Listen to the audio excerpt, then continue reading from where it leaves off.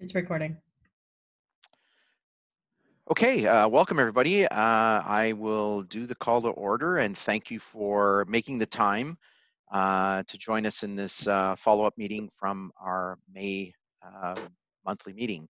I want to first off thank everyone for making the time. I think everyone made the time last meeting and we went over time, and I really appreciate it. I really appreciate this board from the standpoint that they do the right things, they extend them times, they give of themselves as required to get these items done, and certainly making the time in a very short order of period to basically come to this meeting just reflects on this, the seriousness of this board, the professionalism and the ability to basically come together and do the right thing on behalf of the businesses and the downtown community. So I want to thank each and every one of you because again, we have everyone in, and I really appreciate the time you've made to get here. So without further ado, the agenda is in front of you. Do I have a motion to accept the agenda? Ivano? Yep. I would like to bring up one thing, I guess under new business, maybe, if we get a chance.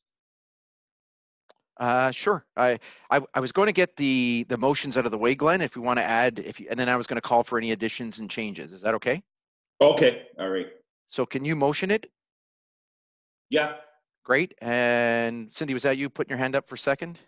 Sure was. Okay, thank you. Okay, now discussion. Anybody want to adjust or amend the agenda or add anything? Okay, Glenn? so I have one item that I would like to discuss. Sure. I guess under new business would be where the appropriate place to do it would be. Sure, go ahead. So 10B? Yeah. Great, I'll add it there. Anything in particular you want to talk about now or no, or just we'll just give you an open space for 10B? Yeah. Okay. Okay, yeah. Okay. Anybody else? Any other changes? Okay, hearing none. If I can go around the table to accept the motion. Glenn, assuming that you've raised the motion, yes. Isaac? Yes. Michael? Yes. Cindy, you seconded. I'm assuming you're good? Yes. Andrea?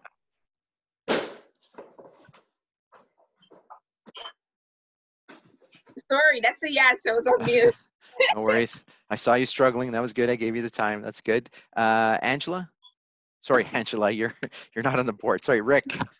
Yes. Yes. Matt? Yes. Peter? Pretty soon because we're here right now. Peter?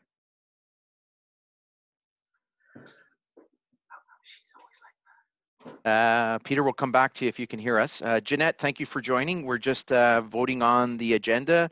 Glenn had an adjustment for 10B. My apologies. Yes, sorry. My apologies. Thank you, Peter. Jeanette, are you in favor of the agenda as amended?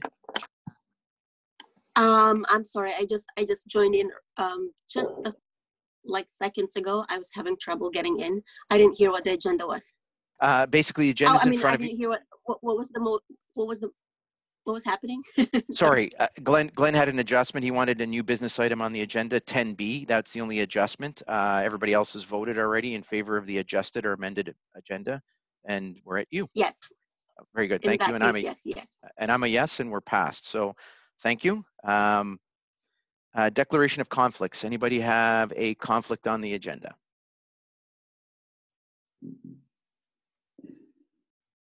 Hearing none.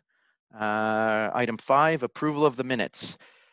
With your package, thank you to Angela and Amanda for getting the minutes out in a short order of time. The minutes are in front of you for both the special meeting to allow electronic meetings, the virtual meetings, and the full agenda from the last meeting is there.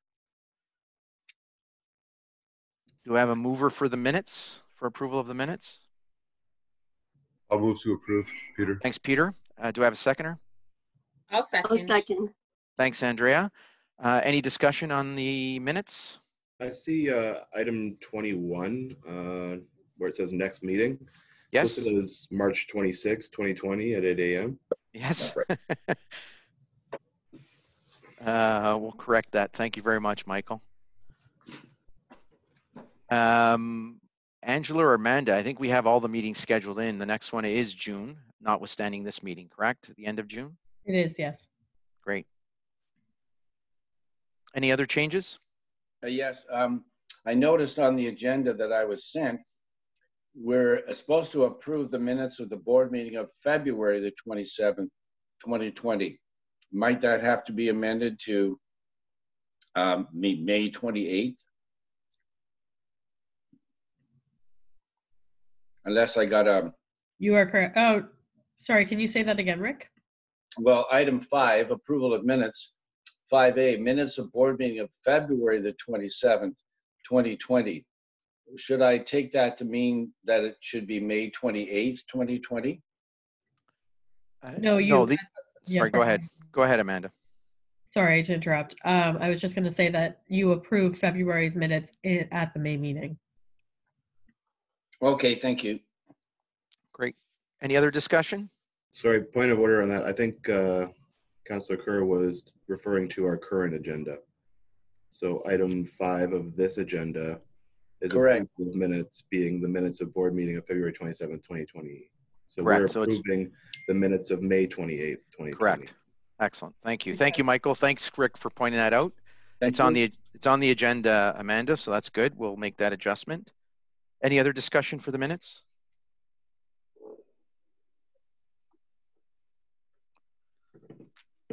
Okay, hearing none, let's go back around the table. Glenn, acceptance of the minutes as Yes. amended? Yes. Isaac? Yes. Michael? Yes. Cindy? Yes. Andrea? I'm assuming Yes. you seconded, you're good, or motioned Yeah. it? Jeanette? Yes. Rick? Yes. Matt? Well, I should withhold my vote because I wasn't at that meeting, so. Fair enough. Thank you very much for that. Yeah. And Peter, assuming you've raised it, you're good with it? Yes. Very good. All carried. Thank you very much. Item number 6, we have a delegation of 5 speakers that wanted some airtime today. And I'll ask Amanda to let them in. We'll just go over the 5-minute guideline to make sure that they're good and ready. So as she brings them in, I'll welcome them in. Maybe everybody can introduce themselves. I mean, Louise has seen us before, and same with Daryl, but there's a few other speakers that perhaps will do a very quick around the table before we get them started. So Amanda, are we all of them in yet? Yes, they are. I believe I see Louise and Daryl are 2 names in one, so I believe there's 4 separate accounts in total. We have, okay, great. Excellent. Welcome everybody. Thanks for having the delegation. And again, for a few of you that have been here before, welcome back. We appreciate the time and effort you're taking to basically get involved and present your views and give us your feedback and input. So we want to welcome you. Before we get you in, what we'll do is go around the table and just introduce ourselves before we hand the mic over to the speakers. So Glenn, I'll start with you. Glenn Gillett Car Cleaning. Sorry, go ahead. I'm the vice chair of the board. Thank you, Glenn. Sorry about that. Isaac. Isaac Mutual, partner and wealth advisor at Compass Wealth Partners. Michael. Michael Hunter, chair of governance committee and secretary of the board. Cindy. Hi, my name is Cindy Malachowski. I'm a property owner downtown, and I'm the chair of the Andrea. Hi, I'm Andrea De Silva, and I'm the chair of the events. Jeanette. Hi, I'm Jeanette. I'm the chair of beautification. Sue.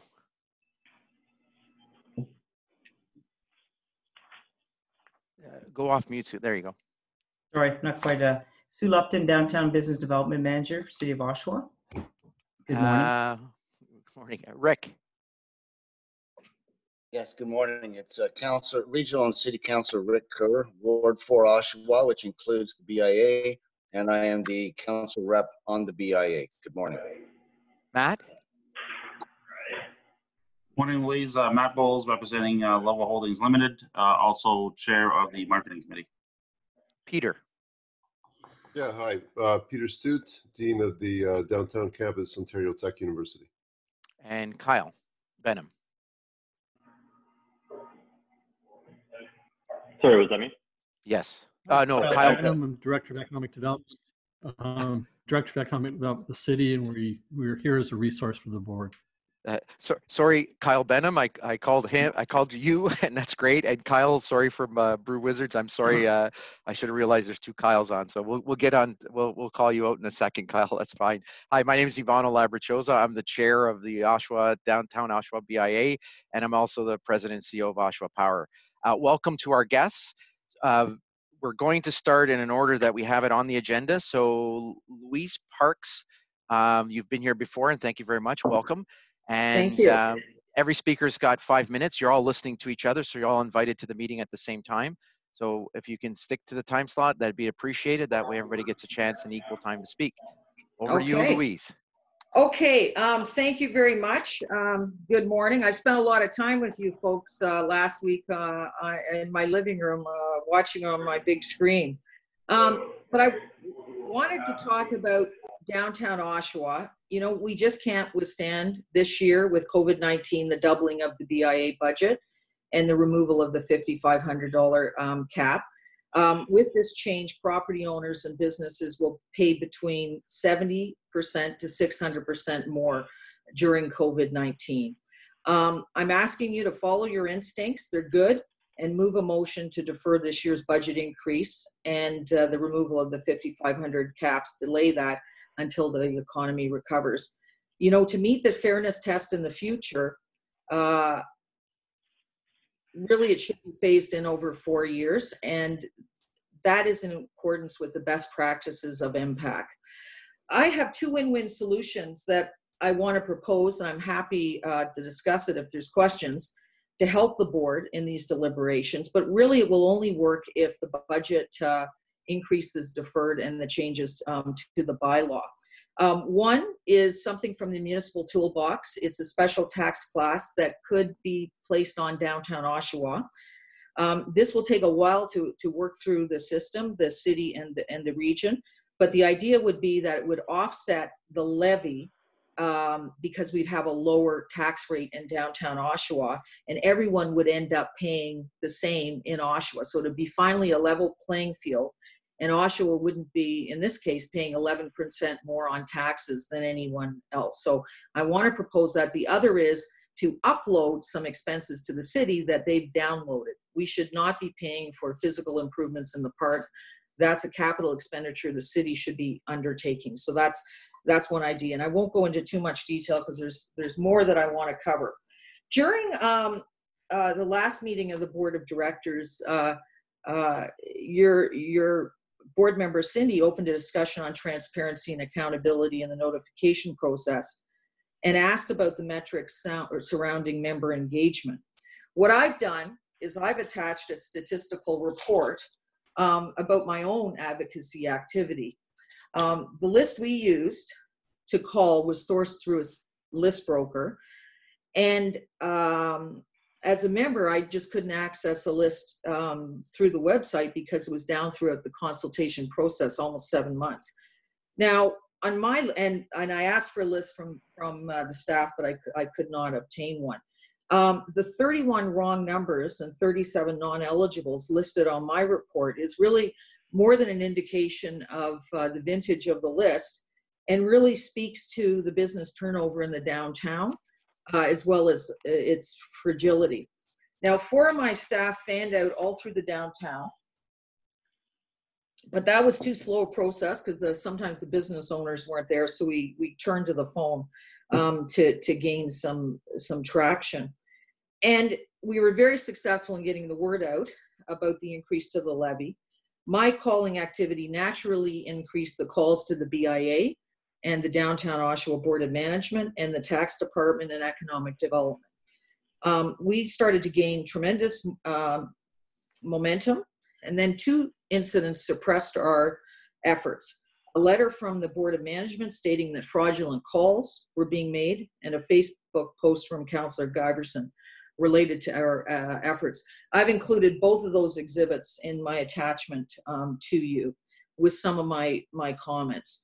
I've also attached also attached a September 6th letter to the council outlining the consultation process that the Downtown Oshawa Board of Management was going to follow. And I reviewed it and I looked for evidence of proactive consultation.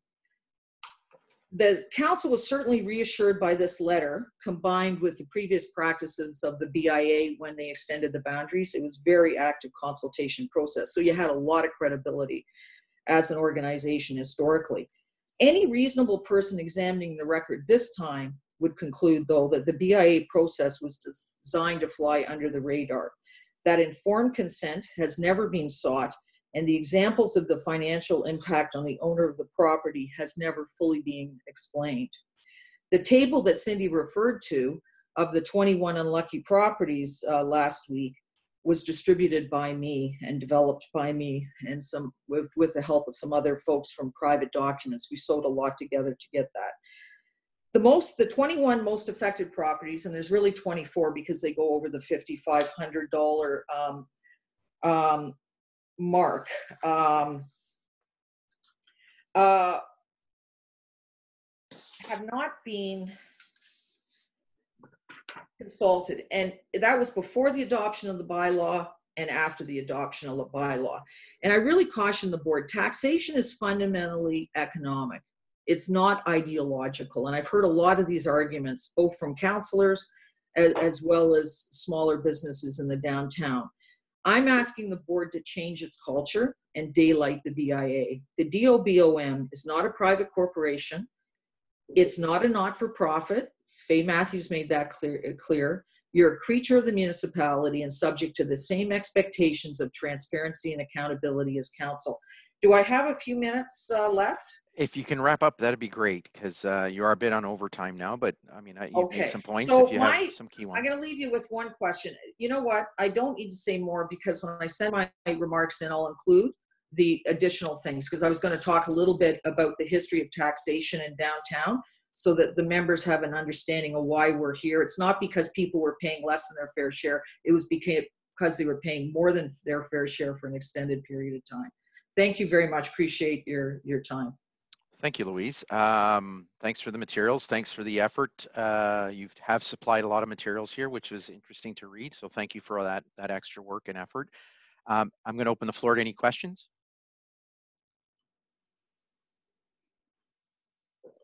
I don't have a question. I just, you talked about one of the mechanisms of some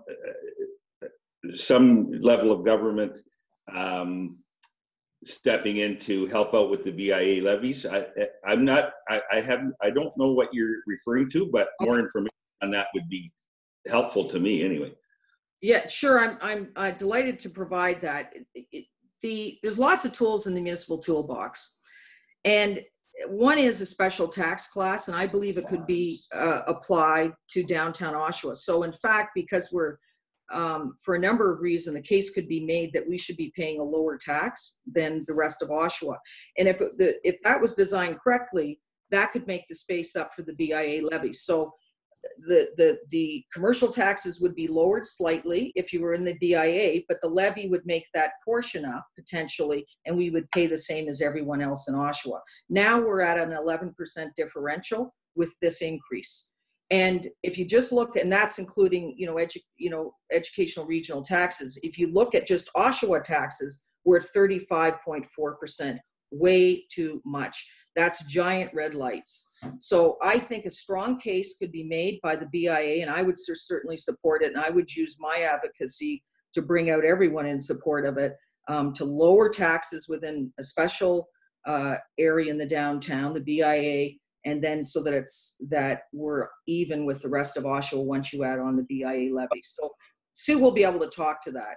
Okay, I understand. Okay, thank you. I understand better now.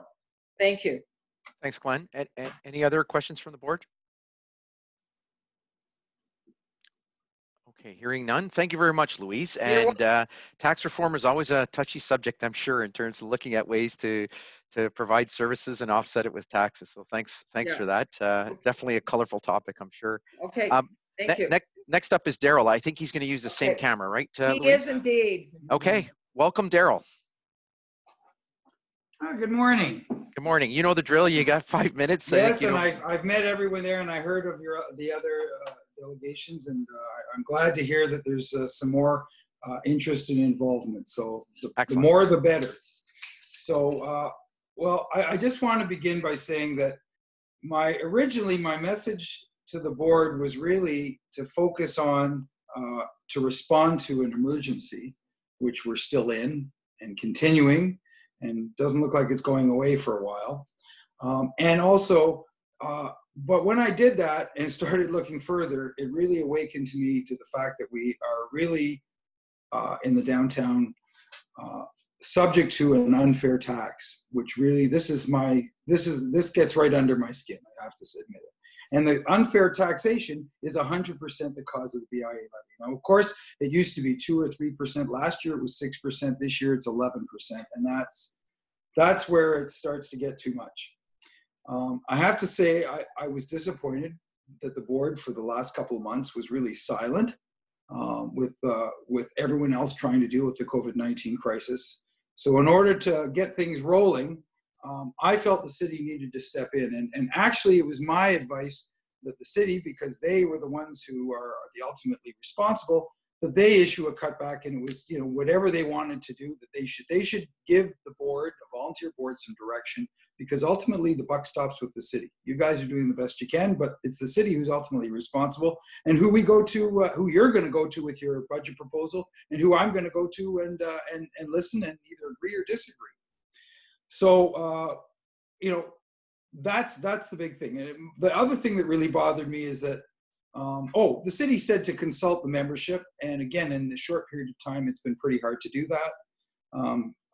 Right now, you're going to have to make a decision because we have committee and special council meetings. I respected the city's decision. And so I came back to you folks and asked for updated financials so that I can go through the line-by-line exercise that I used to go through with my board, Ivano, every year. Every time I've asked, including my letter yesterday, I was either ignored or refused. And I understand, and correct me if I'm wrong, that the current board position is that current financials are private and confidential, and that I'm not entitled to receive any current information. I'm only allowed to review what's on the website, which is the publicly audited data. Is that correct? I hope that's what I understand. Is that the will of the board right now? I can speak for myself, and I think. Well, you're the chair. I'm asking you. That's absolutely. What so if you're asking me, I mean, we publish our financials. It's an audited statement. There's no reason. Nothing's been flagged out of the audit that basically requires us to disclose any line-by-line items or anything else. And as a board, we review the monthly financials, which includes a summary of what's been done. So as you've pointed out, I think it's same practices that were in place before in reviewing how the money is spent and the direction we take. So, well, actually, it's not the way it was before, because I'm not asking. I understand my financial data that is public is 2 years old. So the information that you have, and the question is, I'd like to know, the question is, I don't have it, and I understand some of the directors. Does the board of directors have a copy of the check register that's issued or prepared by the bookkeeper every month? Is that something that I'm looking at the directors? Again, I'm asking through the chair.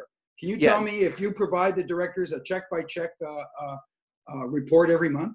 No, the summary on a line-by-line items for checks and what's been issued and taken in by the organization is not provided to everybody. Okay. Is it available to everyone on the board? If it's requested, I'm sure it could be made available to the board members. Great. Well, my practice when we were on the board for 15 years was every month when we got our financials, we had a checklist, and I've discussed that in letters and further on. And the reality is that's a checks and balances thing. I know that two or three of you have to sign checks, so I know the buck's going to stop with a couple of you, but everyone on the board, just to make sure it's open and everyone knows what's going on, you should be able to get a check report. It shouldn't have to ask for it. It should be provided with the financial report, And every month you should be able to look at that. Actually, you can go on the city site and look at all the checks that the city's writing, with the exception of payroll. We've talked about that. So that's my issue. As long as they can get it, but the thing is, you're going to make a decision. And from what I understand, this is not your procedure to provide it. So my question is, how can your directors do a line-by-line review when they haven't seen the line-by-line checks? I understand the monthly report, which tells you what's been spent on that. But I think there's a higher level, especially here, where you're going to say, how are we going to cut back? And you're going to say, well, we spent money on this, or we spent money on that. And you're going to say, well, how much? Where? Who did it go to?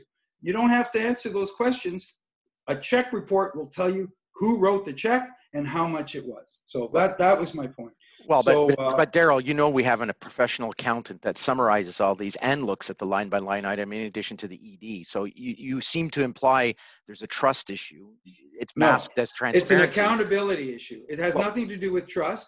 I had bookkeepers work for us, but the bookkeeper supplies the information to the board, and the board of directors are supposed to see detailed financials every month. We do. I'm not saying there's anything wrong.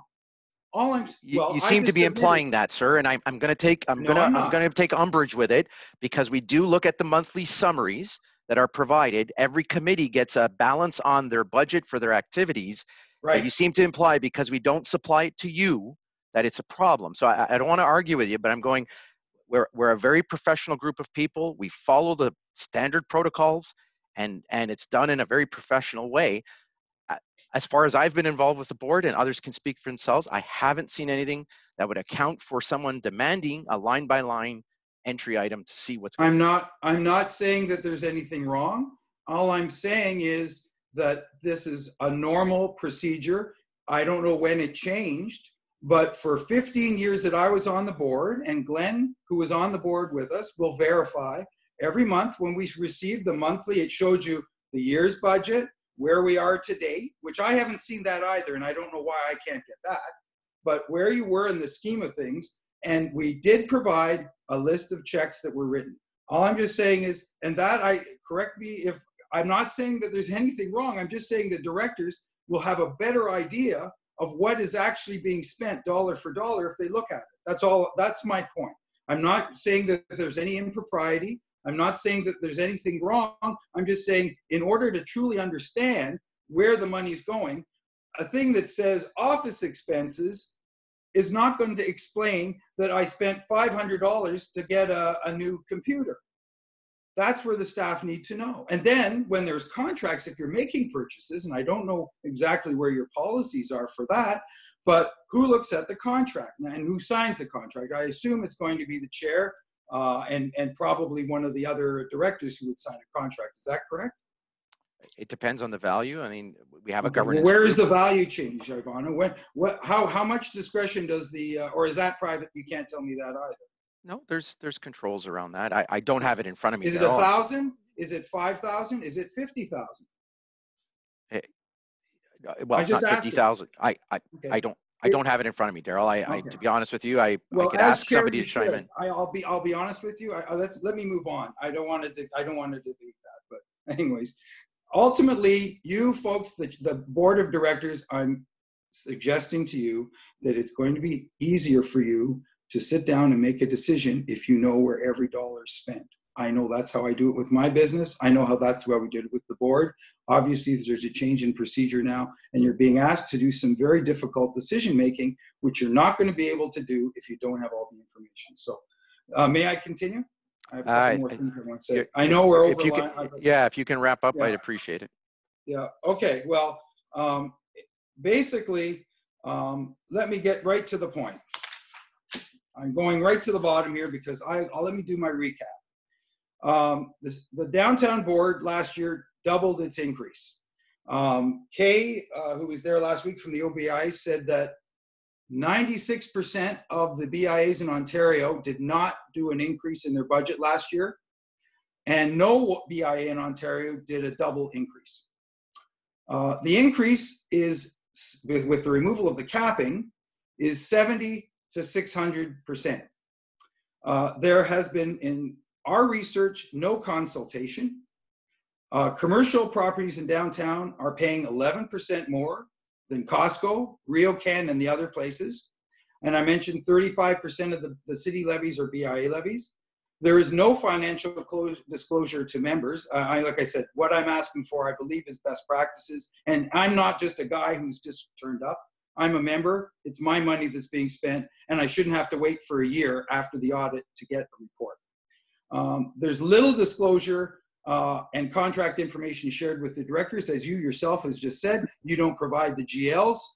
They are available, but that's not your standard practice. So your board it doesn't have a line-by-line opportunity to review it. In my opinion, the board is closed to the members. There's complete unaccountability, shrouded with claims of privacy and confidentiality. That's my claim in a nutshell. We're now 3 months into COVID-19. Businesses are still closed. And you're going to have an option of going to choose door number 1, 2, 3, and 4. That's basically what I heard last week. Maybe there'll be door number 5. My door is $187,600. I costed it. I've had every line. I can defend every line of it. I've done a video to show council. You folks have access to it. No one has asked me a question, but I can give you a line-by-line review of how I came up with 187, and I actually used your 2020 budget. The OBI director said that her door would be $251,000. I don't know what the 4 doors are. I don't know if you're going to let us know or it's going to be a surprise. We'll find out later, but good luck to you. Thank you. Thanks, Daryl. Open it up for any questions by the board.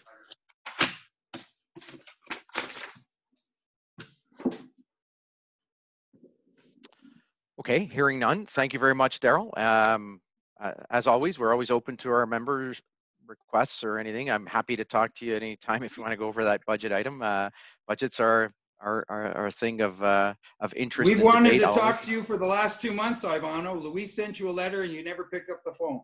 You know, I can give you, they have my phone number. I'm available almost 24 hours a day. If you notice, my submission came in at 1 in the morning. So please call us and we're happy to talk to you. You know what? Do me a favor. I'm right down the street at 100 Simcoe. I'm here. I've been here every day for 12 weeks. Okay. Just come on by. And we're told we can't talk to you, by the way. The policy is we can only communicate through the board. We're not allowed to contact the directors directly. That was the direction I had. So we are following the direction. So, but you can call us. Fair enough. And if you give us your number, because we don't have access to your email or your phone number, that would be helpful too. Fair enough. Thank you. Laura Valancourt, you are next. Thank you.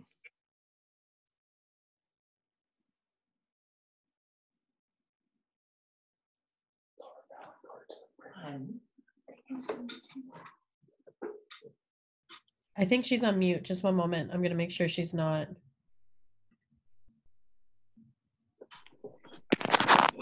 Okay. There we go. Hi. Am I welcome, there? Laura. Yes, welcome, okay. Laura. Thank you. Thank you. Okay. I would like to make a couple. Am I still there? Yes, you are. Whoops. Okay. I have a buzzing in my ear from my system. Sorry. I have a couple of points to make. This matter that's before the member was before the members for at least a year, and it was authorized and accepted by the membership in a duly constituted meeting. And then the expansion of the boundary and the changing of the levy, along with the removal of the cap, which was unfair to all the rest of us that own one building rather than 10 or whatever. We didn't meet that threshold. It was passed by council. So this effort to reduce the levy is counterintuitive to the decades-long effort to revitalize the downtown when we didn't have enough money in the organization to be effective.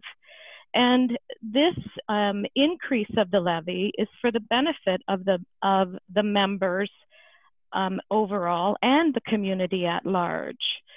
We have fallen behind every other BIA in the Durham region because of this levy issue and the expansion issue. And I want to say to the present board and the previous board, thank you very much for your courage in making this change happen. It was undertaken many times and was not successful. One note about COVID-19 and businesses being closed, I just want to say that in our case, Doug Wilson Menswear is closed by choice.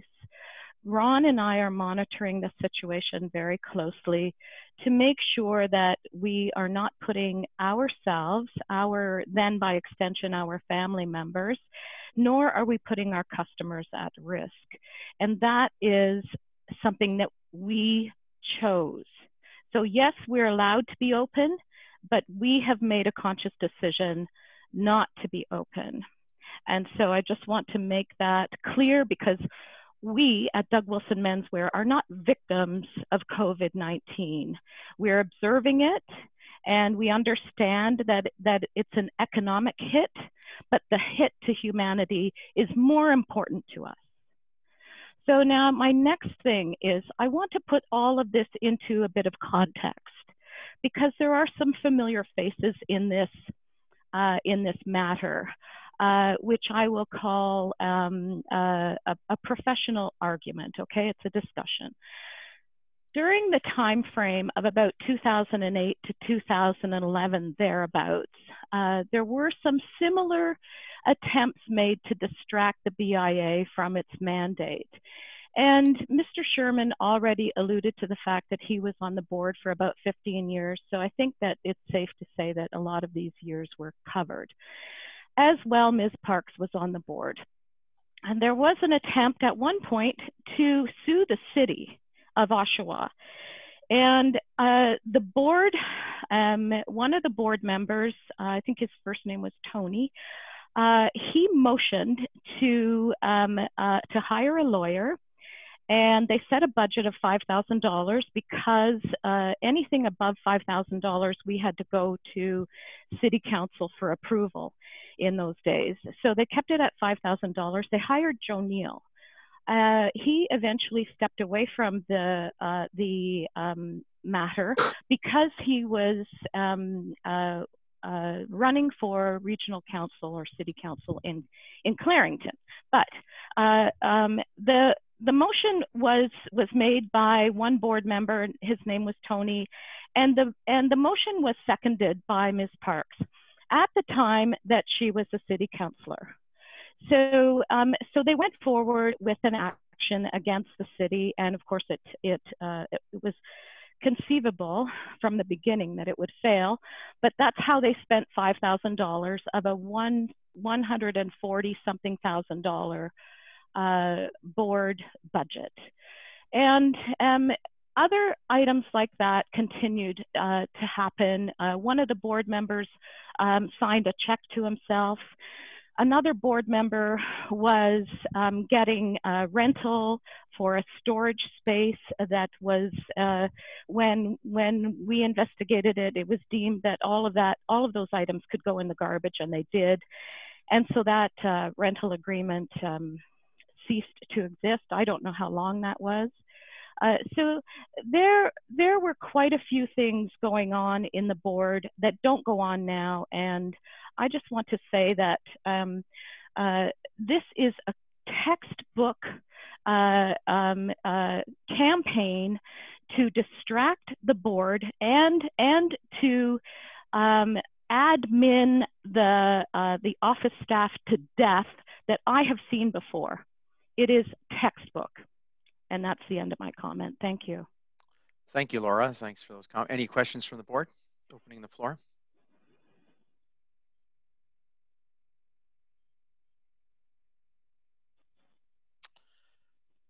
Okay, hearing none. Thank you very much, Laura, for providing your comments and your presentation. Much appreciated.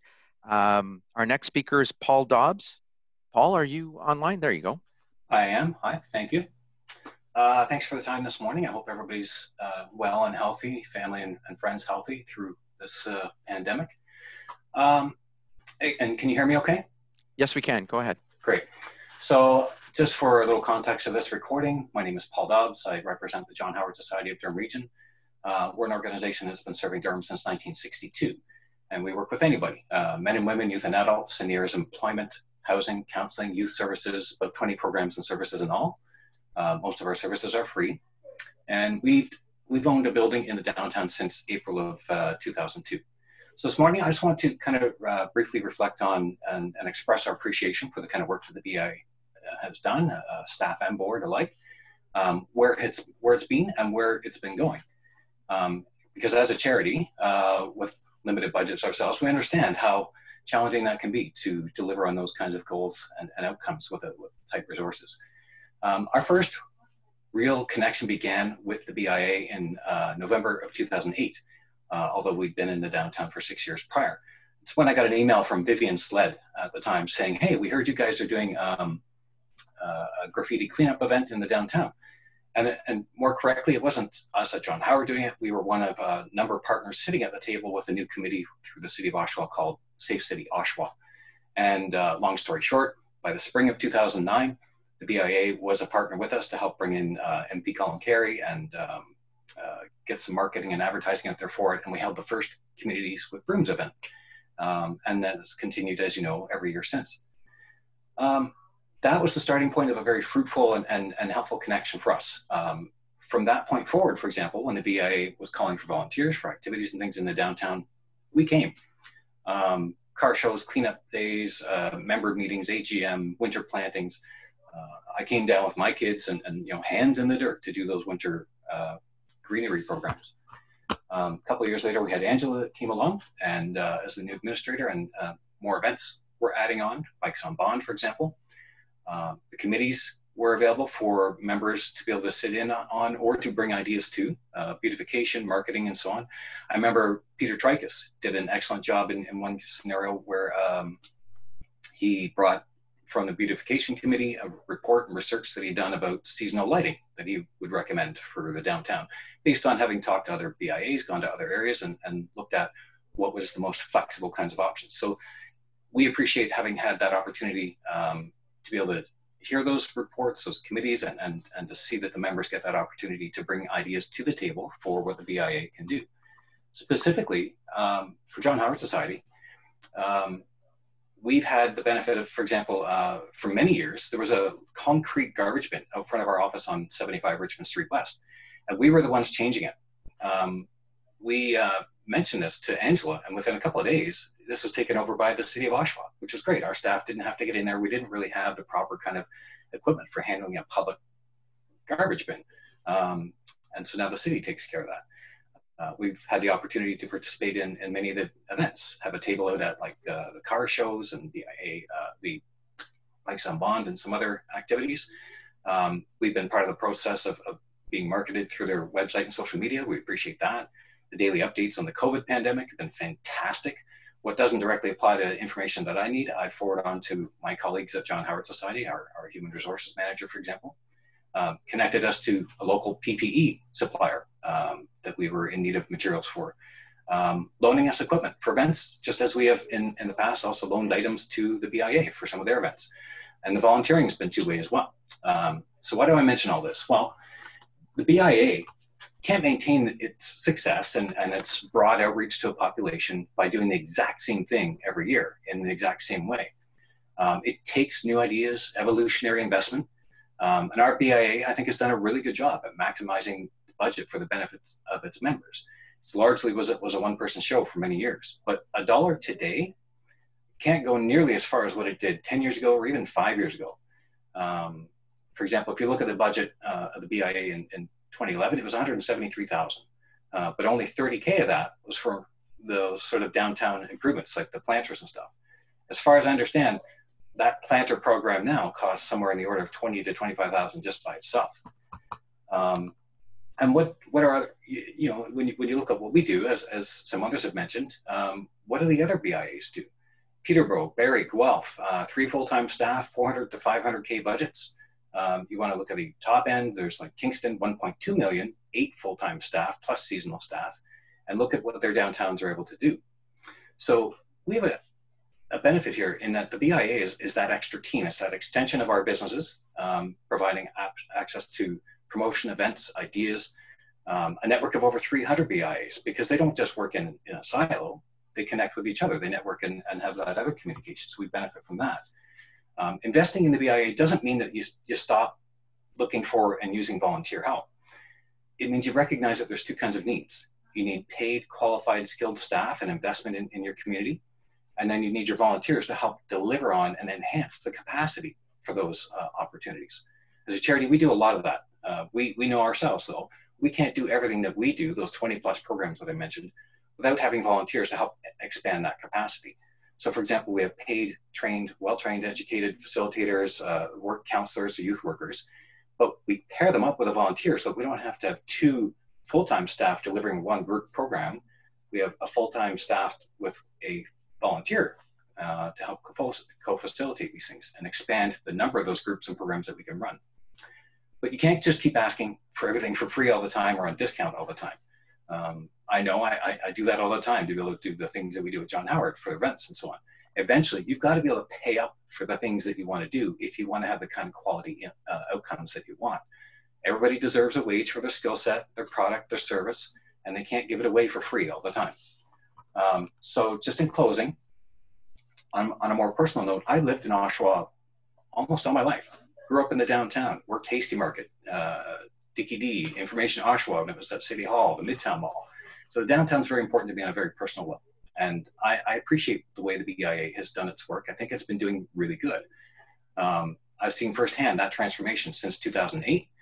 And now more than ever, we need that investment of efforts of ideas, creativity, engagement for Oshawa, so that not just for people in Oshawa, but beyond. For when the day that comes that we're able to really fully reopen our businesses, people swarm us. They are clamoring to get there and to get inside, and they bring with them their friends and their family. And they say, you see, this is what I was telling you about. And isn't this great? That's what we need. That can't stop now because it's a pandemic. That has to continue. So again, thank you to the board and the staff for being such a great partner. I believe that's my time, probably a little bit over. I'm sorry. So but thank you. Thank you very much, Paul. Any questions of Paul from the board?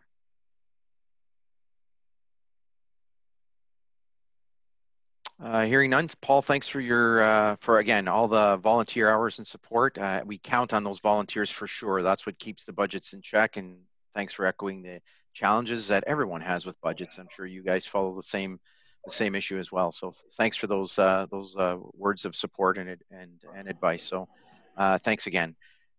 Next up is Kyle Koenig. I'm sorry, Kyle. I forget we have two Kyles on the line. So Kyle from Brew Wizards, you've got the floor. Thank you. Can everybody hear me okay? We can. Okay, perfect. We're good.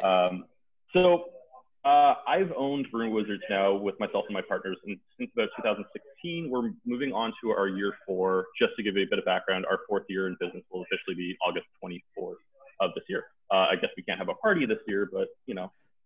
But I've actually been a member of a collection of businesses downtown Oshawa for about 15 years at this point. So I was there like back, I don't know, 14 years ago when we started things like the sidewalk sale and stuff like that. I actually managed a business that is now the Ice Bar on Simcoe Street. A friend of mine owned the building. It was purchased by our mayor, Dan Carter, Lauren Scanlon. Just a little bit of background. I've been here for a long time. One of the things we did notice growing up and working at different venues and stuff like that is when my bosses or the owners would ask the BIA for funding, say for an outdoor event on Simcoe Street or something like that, they never had the funding. And this is as recently as 5 years ago. When I was at the Mustache Club, we were looking to do more events, and we were simply told by the BIA, there is no funding for this. So clearly business owners know that there needs to be some sort of better budget for the BIA, because quite frankly, the BIA has been underfunded for years, and that is transparent and obvious when you ask them. And especially too, it seems to me for the last couple of years, or at least the last 2 decades, that a lot of that budget went into things like Cars on King, or back when it was called AutoFest. Now, I got to give the older BIA some credit. They did try new things like, the sidewalk sale and stuff like that, where it wasn't particularly beneficial to the work I was at during that time. I could see there was actual effort to do it, but again, no budget to do things. When COVID all broke out, we were having some issues at the cafe. I was very public about it on Facebook. Quite frankly, nobody reached out to me about it from the city except for Amanda and Angela. They were the first people to reach out to me about it within minutes. Amanda and Angela both messaged me separately saying, hey, we saw your post on Facebook, what can we do? And then Amanda messaged me privately. She's like, can I give the mayor your phone number? I said I consented. She gave the mayor the phone number. Dan Carter was on the phone within 20 minutes. So with what that relates to is, before this, we feel as a business that the BIA before Amanda and Angela wasn't really there. You know what I mean? Like, I don't know how to word it any other way than that, but they've been incredibly helpful during this entire time. They've provided us with PPE. They've provided us with hand sanitizer. Angela came over one, I believe it was a Friday or a Saturday. It was a Saturday, actually, with things like, she came over, she's like, hey, I noticed you've been having issues outside your business. Would you like a camera? Like, every little thing like that. They've been reaching out left, right, and center. Speaking of the AGM last November, because I know a lot of people, you know, that was a big point of contention last year. I was at the AGM last year. I sat in the back row, actually. And I know there's been a lot of complaints about transparency, but when I was at the AGM, you guys had an entire agenda laid out that was derailed and delayed. So everybody that is kind of wondering about the transparency of things, if you were at the AGM in November, everything was laid out. I believe you had 17 points or something like that. Most of those points were in fact where the budget was going. And I'll be completely honest, when we heard about the budget increase as a business, we're like, oh no, what does this mean for us? And then coming to the AGM, that was broken down for us so that we saw where every dollar was going. I still have a copy of the budget somewhere physically. I don't know where it is right now, to be honest. And looking into the numbers as well, I understand increases in revenue, especially during COVID right now, scary, very scary increases in, sorry, not revenue, in expenses, very scary right now. Saying that, this has been a hotbed issue for some of the opposers to it since before COVID was even a thing. So to be fair, using COVID as an excuse to lower the budget is just, if we didn't have COVID right now, what would be the argument for lowering the budget? Because they were trying to lower it back in November as well, before COVID. And looking at the numbers, correct me if I'm wrong, but most of the increase is being paid by 21 of the properties, technically speaking. The budget before the increase was around $260,000, if I'm correct. Okay, it's so close enough. You're in the ballpark. Sorry. Okay, so 21 properties, these big 21 properties I keep seeing, they account for $276,000 of the levy, which is pays for the increase essentially of the levy, and then 201 properties make up essentially last year's budget, if I'm correct, if I'm right. So basically, in terms of budget increases, we realistically only have 25 or 21 massive properties kind of shouldering that expense. Because my main argument is, yes, there will be a little bit of an increase for everybody for all the properties downtown, but it's looking to me like, honestly, it's not that big of a deal for 90, almost 80% of the businesses downtown. So I'm not sure where the argument is, and correct me if I'm wrong, but it seems like the increase is not necessarily going to affect downtown businesses. If I am wrong in this, somebody please correct me, but it truly honestly feels like we're spending a lot of time arguing over a moot point. Yeah, sorry, I'm just trying to wrap my head around all this. And I don't know, for me, the BIA itself should be a tool of promotion and marketing for the downtown. Saying that, post-COVID, we're gonna need a team, preferably a paid team, not volunteers, no offense to volunteers, but you know, a volunteer position is not your main priority. Now, if it's your job, say like Angela or Amanda, that's going to be your main thing to do is do your job because you are paid to do this job. And post-COVID, we are, sorry, I'm getting an unstable connection here. We are going to need this marketing team, this BIA team, to pump up our downtown, because if you take a look around right now, there's not a lot of people around, and post-COVID, we're gonna need everything we can to get people coming back to the downtown. If we don't have those BIA workers working, how are we supposed to get people back downtown? How are we supposed to make people feel like they need to come down to the events or to the businesses if there's nobody there spreading the word that it's here? And like, you know, doing events. And again, if you were at the AGM, there was a ton of events planned for this year that we've never had before. That unfortunately, a lot of them we can't do this year because of COVID, but at least the plan was in place to bring bodies downtown. I'm out of time, so I'll stop there. I could go on forever, but we as a business are for the levy increase. I understand, yes, it's gonna cost money, I get that. But I feel like the pros definitely outweigh the cons. And quite frankly, I've looked at a lot of these properties. Actually, one of them is our neighbor. And I understand, Cindy, I understand there will be an increase to your property. I get that. You're our neighbors here. We love all of your tenants. A lot of them do come in for coffee. But I understand where everybody's coming from, budget increase, but the downtown needs something.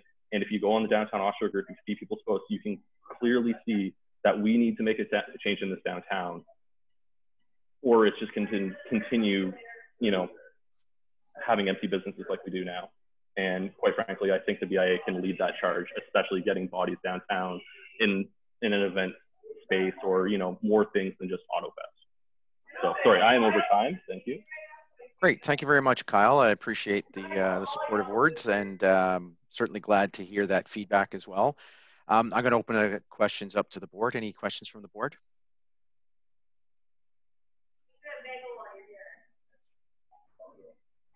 Okay, hearing none. I want to thank all the presenters. Again, everybody's, we have such a variety in downtown Oshawa in terms of different industries, different businesses, different locations.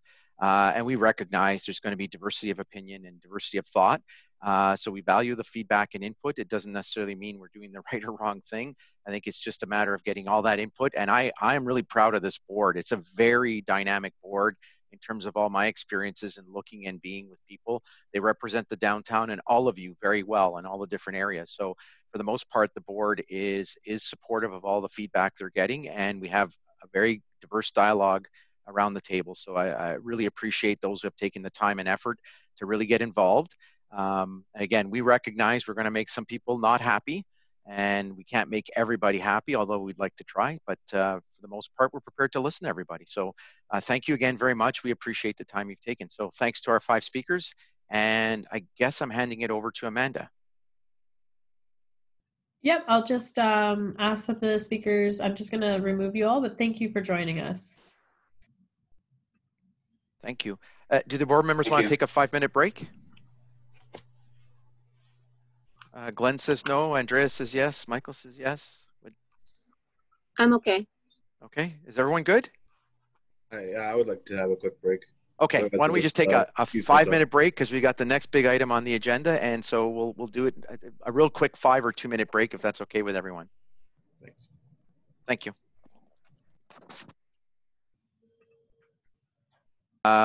Okay, the next item on the agenda is surplus discussion and direction. So we've selected scenario 2 last meeting, and we really need to get on to figure out with that surplus what we intend to do. I think last meeting, Andrea and Jeanette sort of expressed some thoughts about how to move forward with not necessarily dealing with the surplus, but sort of thoughts around the points being made around, you know,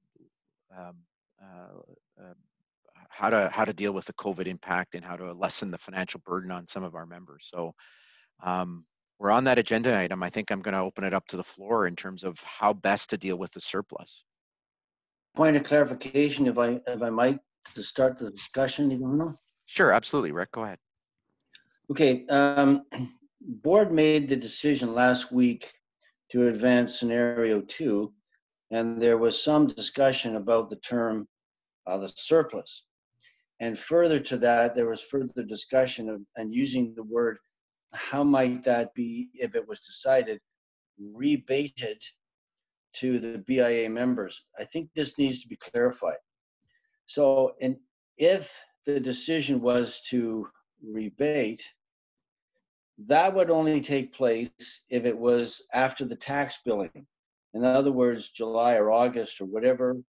And if that was the case, the city staff would have to extricate approximately 222 individual files, create new files on each of them, create a check run, independent check run on all 222, and mail them out individually accordingly. That would be exceedingly time consuming and costly for staff. I think the proper terminology here would be not to utilize the term rebate, but rather to reduce the initial billing this month by the amount of any deemed surplus that we may come up with today. So the process would be that staff would simply, instead of sending out the full amount of the approved 2020 levy, they would reduce that proportionately amongst the BIA members by the amount deemed to be the surplus to the BIA budget should scenario 2 be ratified today. And that process would be exceedingly less cost involved for city staff and administratively much easier to do. The caveat is the reason why I asked for this meeting today. There is a process that has to take place in order to make that happen effectively. The deadline for staff to have this in their hands and approved to move forward is June 11th. The staff would have to make sure that they could have all of these calculations complete. The city council is prepared to call a special council meeting to approve this. And therefore that decision would be passed on to the finance department prior to June 11th so that they could advance this billing to take place beginning June 17th to June 24th, effective thereafter. So I think we need to understand the difference between reduce the levy build versus to rebate the amount of the surplus. So that's just the initial point that I wanted to clarify. Okay, well, thanks for making that point. Any other discussion on that matter or in general in terms of what to do with essentially with our plan that we've approved?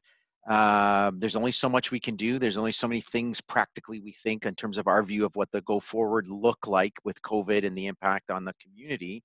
There's only so many things we can do and the support we need to provide, which leaves us with a surplus. So to Rick's point, I mean, how we put the mechanics in place to make whatever we decide happen, I think is important to consider, but we need to determine what do we do with that amount. So Ivano, it's Matt here. I think another notable thing, and Councillor Kerr, please correct me if I'm wrong, but also if any dollars are going back to the members, it'll be ratioed back in the same manner that is being collected, correct?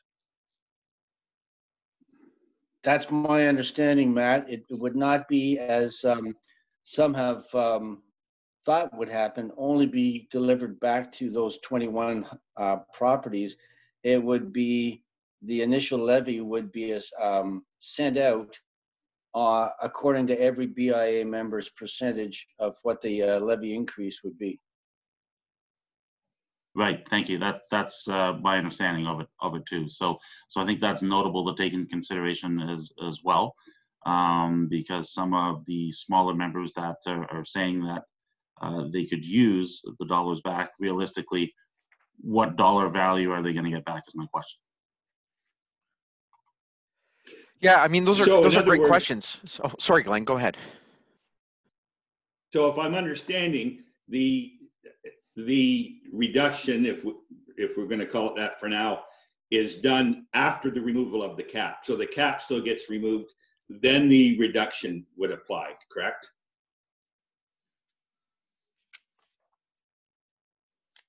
Am I correct in understanding that? My understanding would be, sorry, Mr. Chair. Go ahead, Mike. Go ahead, Michael. My understanding, yes, the council has passed our motion to remove the cap. The cap no longer exists. There is no going back to what has already been motioned through council. Okay. So the levy's been increased. That's approved. The cap has been removed. That's approved. We're done city council on that piece. So now we're just talking about a pivot on our budget. So we collect the levy is what it is, and then there might be a rebate attached to that or a pushback to it. So I would, if we're going to do a vote, I agree with Rick. It should just be reduced before the tax bill goes out by that amount. Yeah, I mean, if the timing allows, I think Rick's point is it's a very tight timing, although City Council seems to be eager to conduct a special meeting to sort of deal with this matter. I guess my sense on it is I'm kind of looking at these as steps, and I see them as logical steps. The first step I want to get over is, what do we want to do with the surplus? I mean, technically we could spend it and decide to do something else with it. Yeah, we could do a whole bunch of things. I guess it's up to us to decide as we've adjusted our plan. What's the responsible thing? And all of you represent the businesses in our community. It's a good, diverse group of people. I really mean it.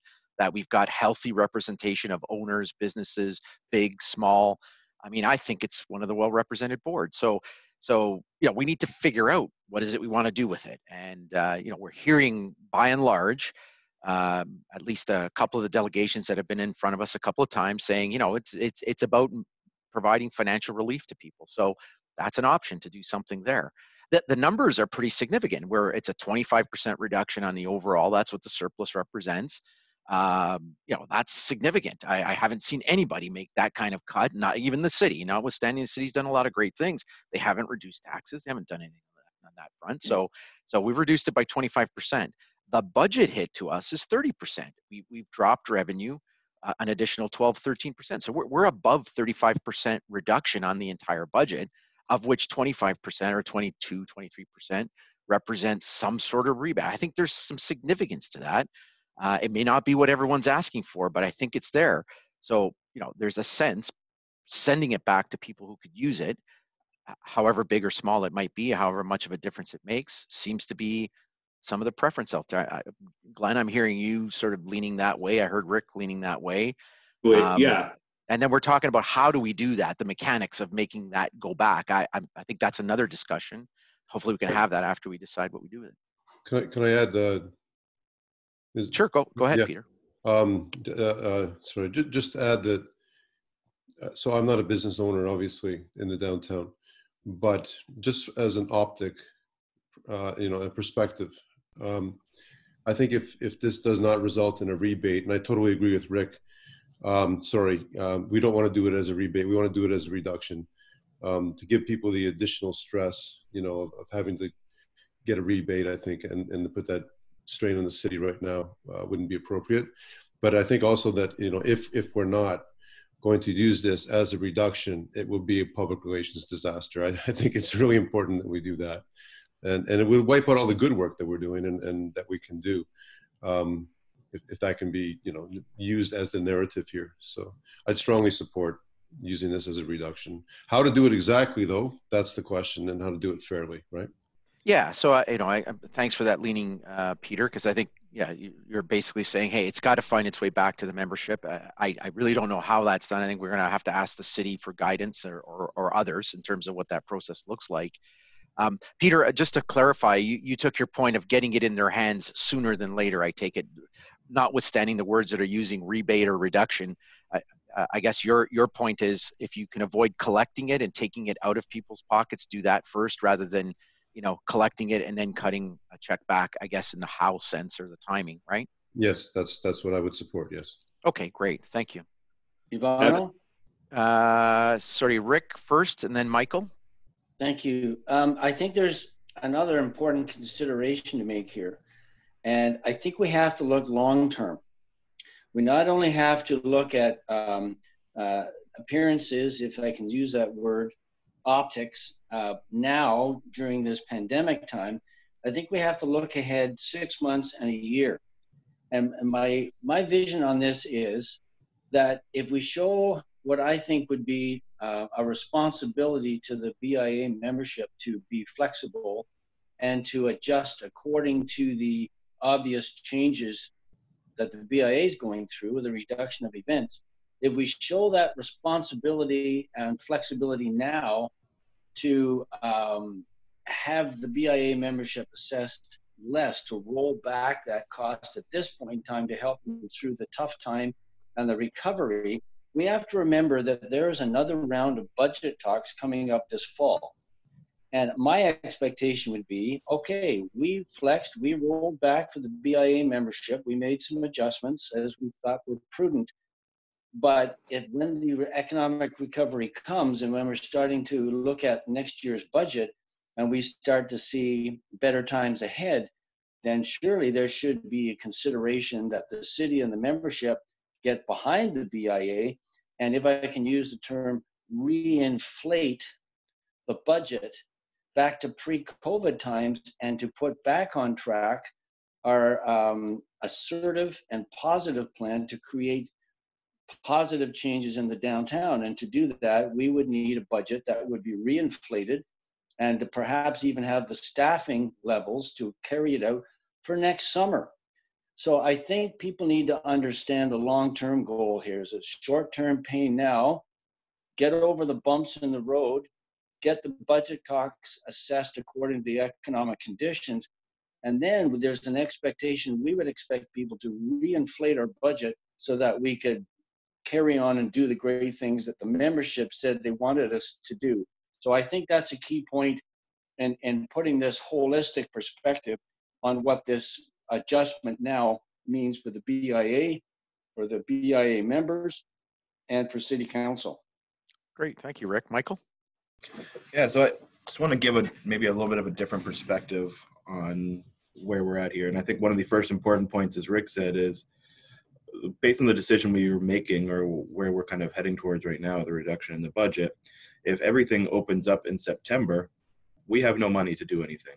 Then what I'm hearing from the membership is we need to be ready, and I think this board would agree, we need to be ready when COVID-19 is over, that we have to be able to come back strong, be operating as where we were before, because the businesses are going to need our support more than ever at that time to get the economy up and going, to bring people into downtown. And if that happens in September, we don't have any money to do that based on our plan that we've done right now. So that's one consideration that we're making. And I think a risk of giving everything back right now. On the other hand, these businesses are struggling right now. And I totally understand that. And giving money back optics wise is great. I'm more of somebody who doesn't do things just for the optics, and more happy to make a difficult decision if it's going to work out in the long run. That being said, we don't have a crystal ball. So whether or not we're back on track in September or 2020 or September 2021, there's no way to really know that for sure. It's an unprecedented situation, and we can't really know what's going to happen with that. The other piece of it is, when I'm considering it, is we've been hearing, the increase is 70 to 600%. I've heard numbers as low as 35% for some of the smaller businesses. That would be their tax increase. So some of these, I would say as well, that the smaller businesses are going to be those that are most vulnerable and those that need the most relief. And they're going to see the smallest change on their tax line as far as the levy goes. If 75% of this increase or what have you is being shouldered by the unlucky 21, they're going to see the largest rebate back. So we're giving huge rebates back to large businesses, and the small businesses that make up the majority of our stakeholders are going to see very small changes on their tax line as a result of this surplus coming back. So if you get $100 rebate on your tax line, and we're not in a position to do anything in this year, if we open up the community again, what's the optics of that?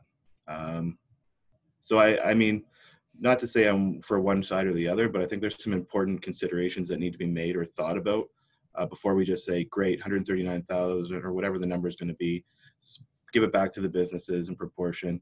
And that's what we need to do right now. I think there should be some thought about the other side of that coin.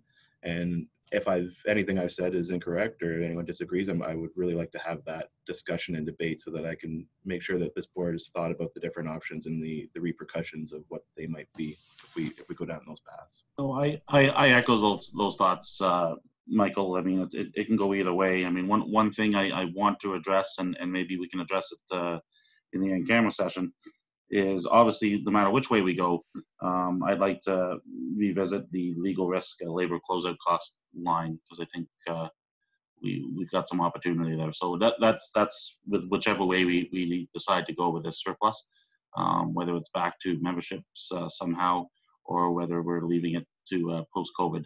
I think we need to have a revisit to this line, but I'll bring that up in the in-camera session. Sorry, I had Glenn that wanted in, and then Rick wants in as well. So thank you for that, Matt and Michael. And I have some questions for the points that are made as well, and then Isaac. So Glenn, you first. So I just wanted to touch briefly on one thing Michael said. The 21, Michael, a lot of those, the big ones, their increases because the cap is removed. So the cap isn't going to go back on. So they're not going to be getting rebates in bigger proportion than smaller ones, right? So I just wanted to make that point, that the reduction would be after the cap's been removed. Absolutely. No, that's definitely true. So they're going to be paying more no matter what. Even with the surplus, they're going to way more. Yes. They're still going to get a huge hit on their increase. Definitely. Yeah, definitely. That's all I wanted to say. Thanks, Glenn. Rick, you had your hand up? I did. The other point is, and to the obverse of what Michael said, and Michael's quite correct. In one sense, should we see this economic rebound sooner, then all the better for the businesses downtown, because they're going to rebound economically sooner. And regardless of what the levy is reduced by, or whatever that is, they're going to have a greater wherewithal to accommodate that expense and move forward. But the obverse to that is, a lot of people have a great concern about something they call the second wave. If you look at the Black Death, the bubonic plague in the 1300s, there were 3 waves, one very soon after the other and another one 10 years later.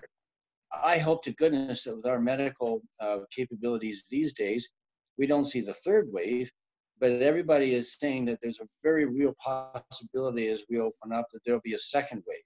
So I think the argument could also be made, the prudent thing is to ride this out, whether it's the short term and there's some initial economic recovery and the businesses are stronger, and then if there is a 2nd wave and that carries through the fall, if it's projected that that's going to ease off and things are finally going to get better in 2021, we're still back to that situation where we have created some positive capital, some social positive capital, that when we go back and request a reinflation of the budget, we should be seen in a more beneficial light, and therefore we should be the recipients of that. If the 2nd wave is projected to go all the way through 2021, well then guess what? We've already retracted. We're operating on a reduced board with focusing on completely essential services as opposed to the stuff that would be nice to do.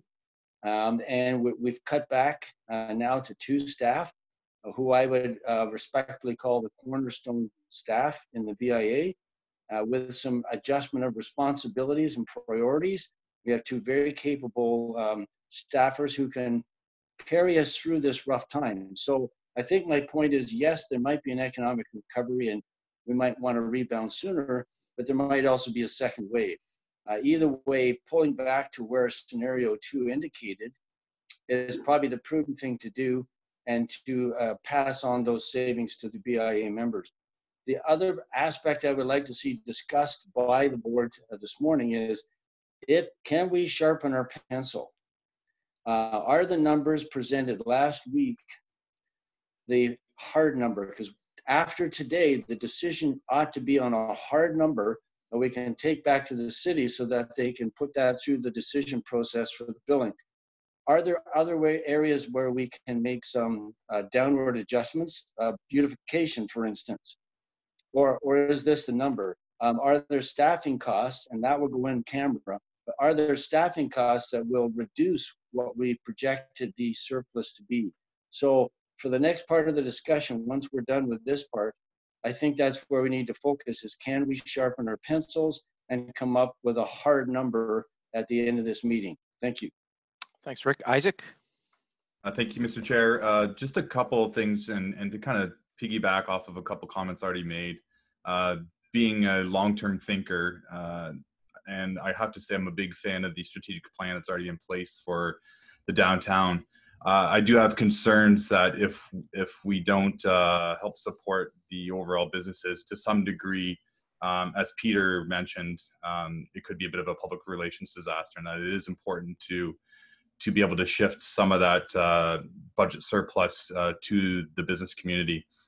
Now, that said, I do think it's very important that, because there's a lot of uncertainty out there right now, that we still give the Board of Management the ability to be a little bit more flexible, because there's a lot of things that we don't know right now.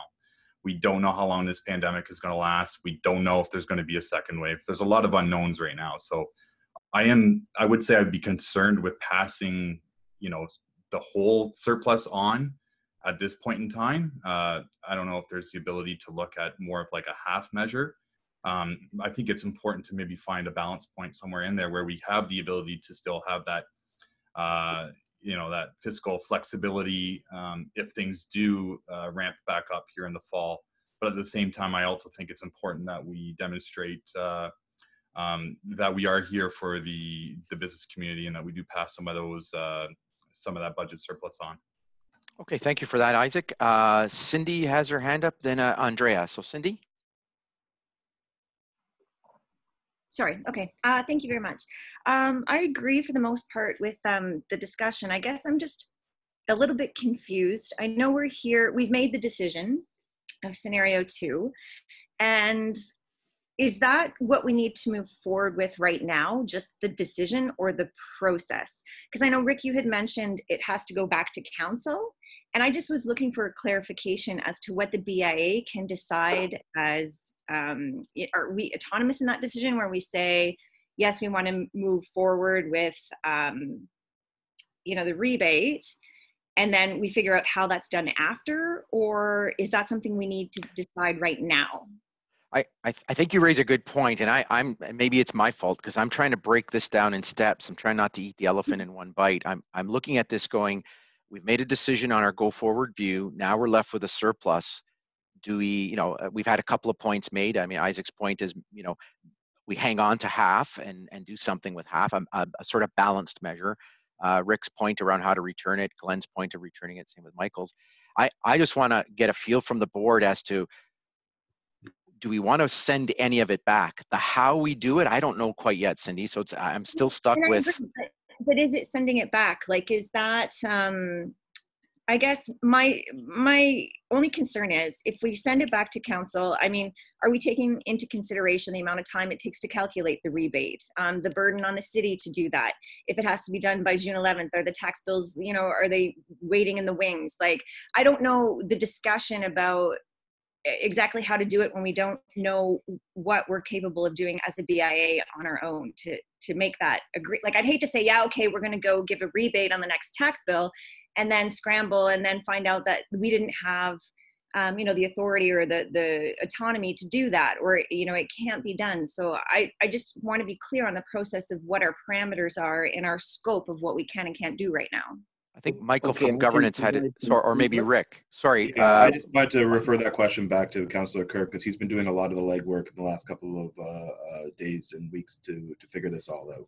So if I get Cindy's question correctly, there's a bit of, and Cindy, I'm going to paraphrase, but the how is probably going to make a difference. Like if we decide we want to give it back, but we can't, or we can't cut a check, or, you know, we get it to city staff late and it doesn't show up till December. I think that your point, Cindy, is how has an implication on whether pragmatically we should do anything with it. So I'm going to give that back to Rick if you've got direction on the process a little bit to give some clarity to Cindy. I do. I've had an extensive couple of discussions with the Commissioner of Finance and the City Treasurer, Stephanie Sinnott. The timing on this is, if it's not a rebate, as I said, if we come back to the city and say, we have a hard number of what our surplus will be, ought to be, based on scenario 2, and it is this amount.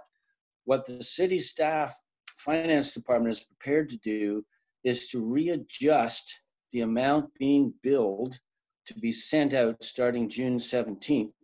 And their deadline to know that, as I said, is June 11th.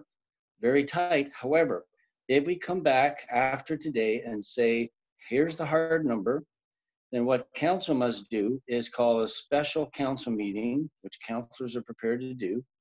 What they would do is a reconsideration of the budget, because the budget was approved at a certain amount. The understanding would be is that the budget would be, the bylaw would be amended and the budget would be reduced by the surplus, and therefore they would take that number, give that to city staff, and they would begin the machinations of adjusting the tax billing that will be sent out. That is a far easier process for staff to do than if they send out the current levy amount, and then a month or so later, we come back and say, here's some more, can you send out a rebate? That's a huge, way bigger amount of work for staff. So the process is, we get a decision today, we provide a hard number to the city. The staff began the machinations of that in anticipation of the council approving the reduction of the BIA budget by that amount, and therefore the billing would be sent out based on that. And that's the process that has to take place between now and June 11th. So Rick, if I can just maybe a bit on that point, is that the only process? Because I think Cindy's question might have been along the lines of, you know, what if we cut the checks as the BIA to individual members and we decide who gets what and how that's partitioned out? Is that in our span of control, or is this the only process you're describing that we could follow? I don't believe that aspect has come up. I believe when it comes to billing of the tax assessment, the way it's done, that's the city's responsibility. So I don't believe it would be in our bailiwick to send out those checks. While we're having this discussion, I could always send an email to the treasurer and ask for her input on that. But what we would see then is the city sending out the full levy, and then at some particular time, the BIA would send out rebate checks to the membership. I just don't know if that's in our scope of responsibility. So I would have to check. I don't know that answer. Okay, thank you. Mr. And Chair, Michael, can I get in after Andrea? I know you've got Sure. other people in the queue. I'd just like to comment on Councilor's comments there, if I may. Sure, Matt, Jeanette had her hand up as well, but I just wanted to clarify this point. Everyone will get a turn here, but I think it's important. Maybe Cindy raises a good point. Is going. I didn't realize we were fixated on one particular process or not. Michael was shaking his head on whether we could cut checks or anything else, or introduce a new process outside of what Councillor Kerr just mentioned. Michael, that was. Sorry, just involuntary head shake of I just think that would be a nightmare. I don't think we have access or the right to see every individual business's tax levy. So I'm going through my head in the logistics of how it would be for each business to send us in their tax levy line and then have our staff spend time calculating the amount that each business would receive as a rebate and then vote on that for the board and then cut checks and send them out. Sorry, I agree. I'm not sure that's what Cindy was. I agree. It sounds inefficient, seems convoluted, but I guess Cindy's point was, you know, do we have options and choices, or? I think furthermore, like we have 6 business days to make a decision, write a letter, go to council, get it passed, then go to have all the tax bills recalculated. Like I don't know the feasibility of that happening in 6 business days realistically. So I mean, maybe miracles have happened before, but that seems like a really expedited timeline for a pretty important decision that could, you know, I just think that warrants further thought. So thank you.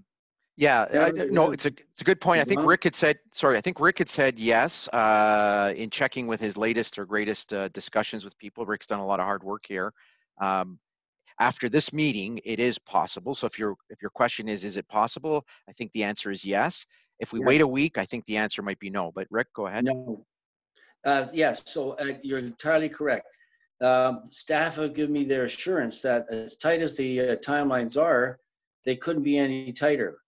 So that's why initially when I was informed for us to decide on what, after our last meeting, I said, well, how much of the surplus and what are we going to do with it? And the answer was, we have to decide that at a subsequent meeting. When I asked, I was told that meeting notification process was 15 days. If that was the case, this would all be moot. Nothing could be done. And then we would likely be into some kind of a rebate situation with all the related costs. However, when I checked with the city clerk, and the city clerk said, no, the minimum is 5 days. And then I checked with the Commissioner of Finance. He said, Rick, if the meeting is Wednesday, Thursday, or Friday, if it was Friday, staff would have to work over the weekend to accomplish this in time. If it was Wednesday, they could take a bit of a breath and have a few extra days in order to accomplish this. Regardless, in that process between now and the 11th would need to be a special council meeting. The mayor is prepared to call that. And that decision would be the approval that the staff would need to then take the calculations they're prepared to do after this meeting and to put that into effect with the adequate time to adjust the tax bill and to start stuffing the envelopes, as it were, June 17th to be everything mailed out by the 24th. So yes, it is possible, but only under the timelines that I've just expressed here. Okay, thank you, Rick. Andrea, you're up. So you had your hand up. Go ahead. All right, okay. So the last point that was mentioned about cutting checks from the BIA, I just don't think that would be a good option for us. I just wanted to put that out there. I don't think we should cut checks. I do want to support Rick's idea of having the reduction or rebate, whatever it is. With that reduction and rebate being said, I think it would send a positive message to our constituents that, number one, we are listening and we are going to provide instant financial relief. Also, another reason why I would support the reduction as opposed to the rebate is that given the current situation right now, a rebate will take some time for them to get that check in the mail, and within that time period, our current situation could pivot again, and we don't know what that would look like. Now, I do support Isaac's decision, and guys, we're all spitting out ideas here, and there's no right or wrong answer. It's just what's best that we can put out there as an organization and how we can support businesses best for the balanced approach that Isaac mentioned. Now, I think that our approach, we need to look at this, that the reduction is not something permanent. So maybe we're giving a reduction for a prorated amount for, I don't know, 3 months worth, and we revisit that again and reassess and reassess based on current economic climates. And then we come back and we say, okay, well, we can extend that again for maybe another 3 months proration or whatever the issue is. Now, going back to what Matt said about and Michael about businesses or us needing to have funds in September when businesses reopen. I mean, there's always the flip side to the coin. So my approach is just how best we can compromise and meet in the middle, because yes, we need the money to do events as well, or, you know, to make the downtown more viable when business is back to normal somewhat or reopen, but also businesses need that financial support as well in order for them to reopen, to help them to reopen. And let's be honest, businesses being able to reopen is also crucial to the economic development of downtown. So it's kind of like a catch-22 that we'll find ourselves in. But I just think that the reduction is what makes sense. It sends a positive message that we are supporting our businesses, we are listening, we are meeting them in the middle. For Matt on the rebate, when we're giving back and what percentage the smaller businesses are getting would be nothing. The fact that we're giving them back something, whether it's small or big, means that, you know, we are helping them, we are doing something to accommodate their needs. So on the flip side, the bigger business getting back more, they paid more as well. So I mean, it's just how the chips fall. I think that's what I want to say, but I do want to say that as we go forward in whatever decision we make, that I think our stance as a BIA needs to be, or our framework for this whole situation that we found ourselves in needs to be how we can support and sustain, and constantly just keep revisiting those two things, how we can support our businesses, how we can support economic development based on actions that we are doing, tangible things that businesses and the community can see, and then how we can sustain the downtown. So that's all I want to leave on the table. Thank you, Andrea. Jeanette, you're next. Thank you for being patient. That's okay. I just have a question, but it was already answered, but thank you. Okay, Matt, you were up next. Thank you, Ivano. Through you, Mr. Chair. I just wanted to circle back to Rick's comment. So just so I have it clear, since we picked scenario 2 and moving forward and we're looking at dealing with the surplus, my understanding is it does not have to go back to council to get voted on, only if we're going to reduce our budget. By picking any one of these scenarios, we're not reducing our budget. I want to make that clear. We're generating a surplus, and my understanding is now we're talking about how to deal with that surplus. I just fear if we start talking in terms of reducing our budget, that's going to hinder us post-COVID and for the future years. I'd like to engage, if I can, either you, Mr. Chair, or Amanda or Evie, to speak on that if that's correct, in my understanding.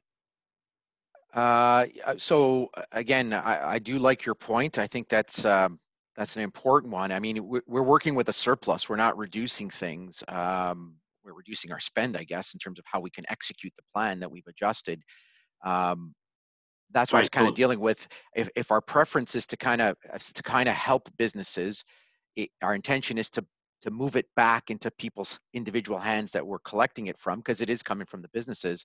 Right. So my understanding is that we do not have to go back for a city council vote on how we are dealing with our surplus. If we're looking at a budget related reduction or something, then yes.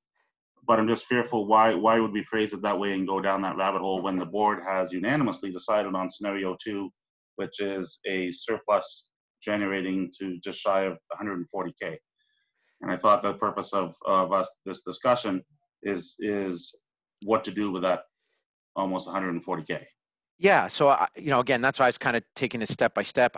I think we can say safely we don't need this money, and send that back to city staff, and they can decide to do what it is they can do. That's why I was asking the question: do we have the authority to just cut our checks? The checks are directly ourselves. If we,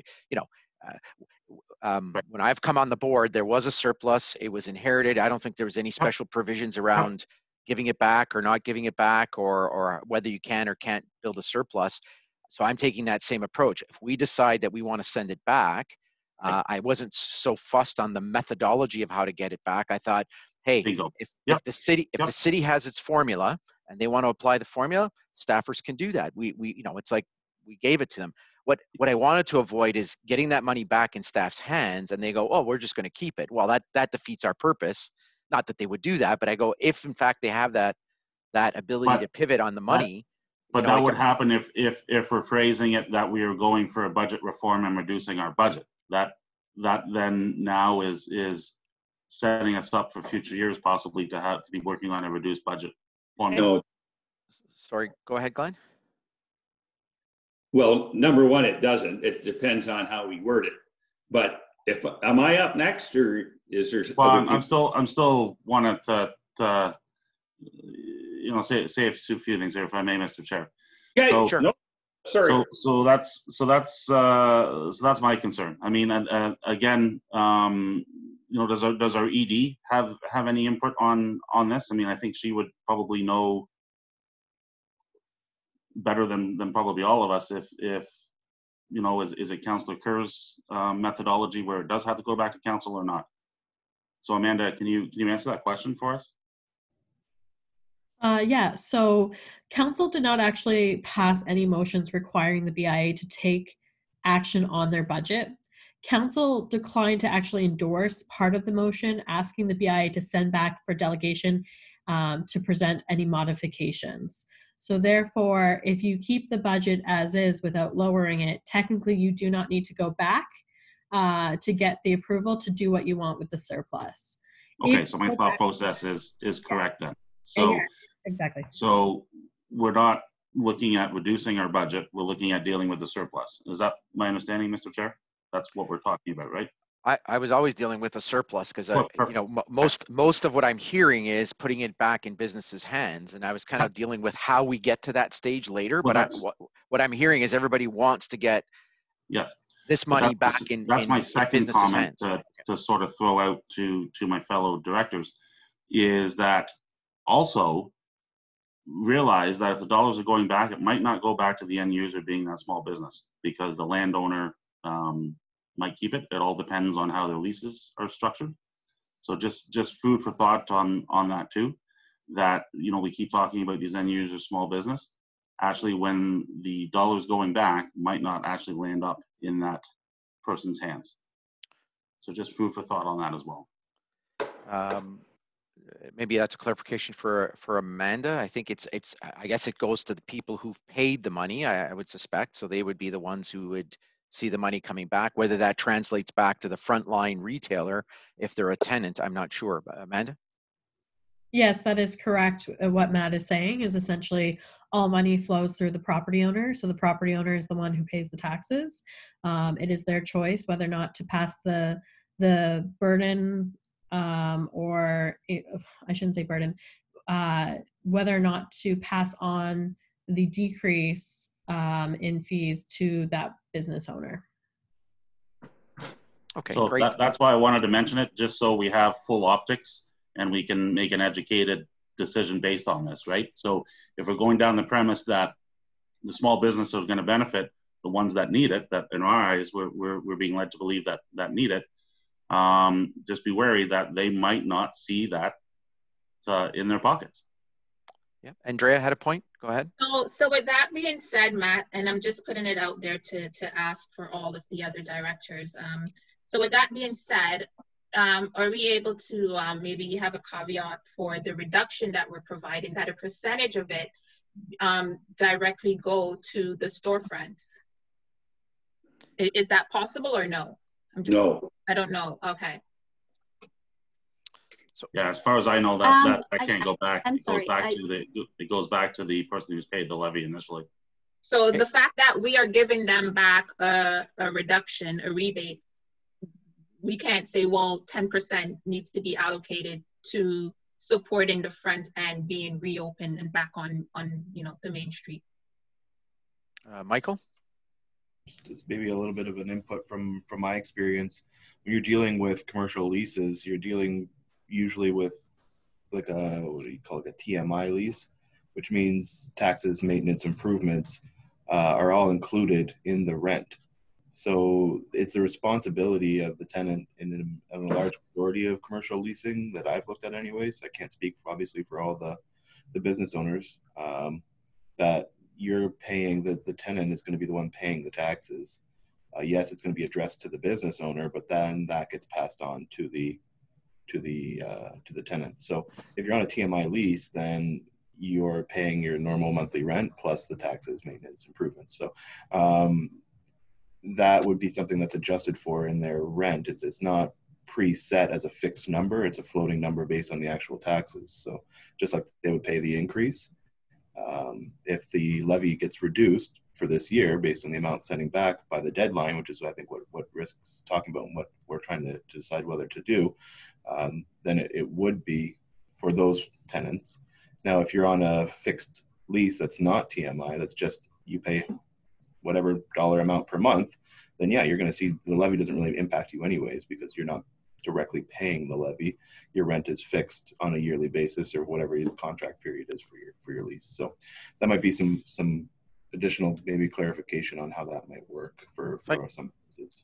Thanks, Michael. That's those are good points, and thanks, Andrea, for raising it. So it is really directly dependent on the relationship you have with your landlord, the landlord-tenant arrangement. So I would suspect there's legal implications. I mean, anybody can do anything. I guess then it becomes subject to legal authority or legal approach. Jeanette, you wanted to get in. You had a point to make? No, actually, I apologize, but when I came into this meeting, I was under the impression that we were going to talk about whether we were going to deliberate on whether to defer the taxes or go with our option 2. So we're the deferring taxes is just to clarify, deferring tax out of the table. We're just deciding on what to do with our option 2. Is that what we're doing right now? Well, no, actually, you did raise that. Sorry, you did raise that at the last meeting, and I kind of wanted to at least deal with a directional aspect and going pick a scenario in terms of what life's going to look like going ahead for the next 6 months. You had raised the point of saying, well, rather than change anything, why don't we just defer the collection? What were you thinking of in the deferral? Were you thinking like defer it for a quarter or till the end of the year? Whatever. I was thinking of deferral because I feel like it makes the most sense at the time, and it looked, well, I don't know the process of tax collecting taxes, but it looks like it's a lot more efficient. But whether it's for 6 months or a year, that I think will depend on, that's what we're going to decide, depending on whether the economy recovers in the next 6 months or not. No. So on that point, let me sort of give you the financial picture in terms of what I understand. So today, the city is actually paying us the amount that they're expected to collect. They have not started the collection process until this half of the year. So technically, the city's been fronting us the money that they're going back to collect now. So when you say defer, and you know, I've said earlier, the city didn't reduce taxes; they deferred their tax collection, which is meaningful for some businesses to preserve the cash flow. So I technically don't think we can tell the city to defer our collections because they are paying us in advance of making this collection. I'll defer to somebody else who may have expertise on that. Sorry, go ahead, Rick. The city bills once a year. This tax billing goes out in June. They don't do another billing until next June. So to say, can the city defer it? Personally, I don't believe that's the case. I don't believe that's possible. So, and to your point about the city's been funding us so far, to date for 6 months, the city has sent checks to the BIA in the amount of $270,000. That's half the 540 that is our base budget without considering the sponsorships and revenue that we would have had in our projected 2020 budget. So, so that money's already been sent. I know there are people in the community, a couple, who have said we want to go back to the 2019 levy. If we did that, we would owe the city $19,000 at this point, because 251 is already less than, for the year, is already less than the 270 they funded it. There's a very good reason why we needed the budget that we did, and why we only need to cut back by the surplus amount, because the residual between the 251 and whatever we end up with after the residual or surplus is taken off, that's the money that's going to carry us forward until December 31st. So the point of today is, so if we cut back to or we use the surplus and we say to the city, you can send this back as a smaller initial billing to the BIA members, that still leaves the BIA with the funds at 2 staff members to carry on business until December 31st, until the new budget for 2021 is approved. And so I think, just to maybe piggyback on that, Jeanette, I mean, essentially the city's keeping us whole pending the collection of this one-time collection they're doing once a year. So your deferral puts the city at risk in terms of cash flow. We're certainly at risk if the city stopped paying us or fronting us the money. We didn't have the money to carry forward. Again, we don't have reserves. We don't operate on a reserve. We operate on a balanced budget year to year, which is why we can talk about a surplus. We've now taken a look going forward and said, okay, we don't believe we need to. Again, what the world looks like going forward for the next 6 months, our view is we don't think we're going to need as much, and we're going to end up with a surplus. So I don't think deferral is the deferral of the collection is really a problem for the city, that we're burdening them with it since they're giving us the money. That can't take place by the Municipal Act. So it cannot. You're saying you cannot. Rick, you're saying it cannot happen. Absolutely. So I just got a reply back from the Commissioner of Finance about the concept of the city taking the surplus, reducing the billing and sending it out once a year, which is coming up now, or the BIA sending out its own rebate check. So the commissioner says this would not be permitted by legislation, with their pending confirmation on that. It's not feasible for the BIA, as they would not have the cash flow. The bills are collected by the city, and it's prudent, given the current financial management concerns at the BIA, that all this process be conducted through the city. So my understanding from the commissioner is that we can't cut our own rebate checks.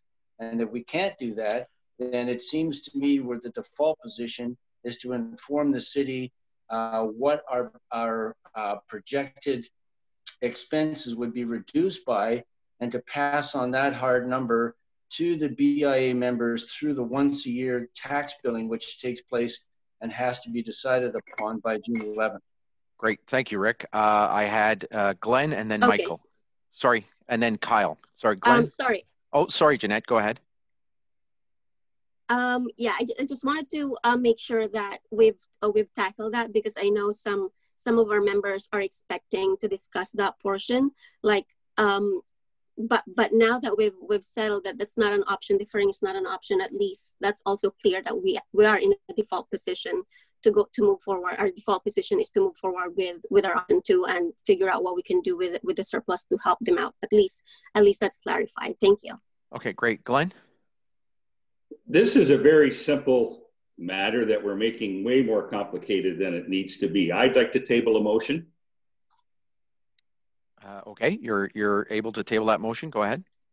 To direct the City of Oshawa Finance Department to reduce the BIA levy on 2020 property tax bills by whatever the amount is for the 2020 tax year only, and then to restore the levy to restore the full levy for the 2021 tax year.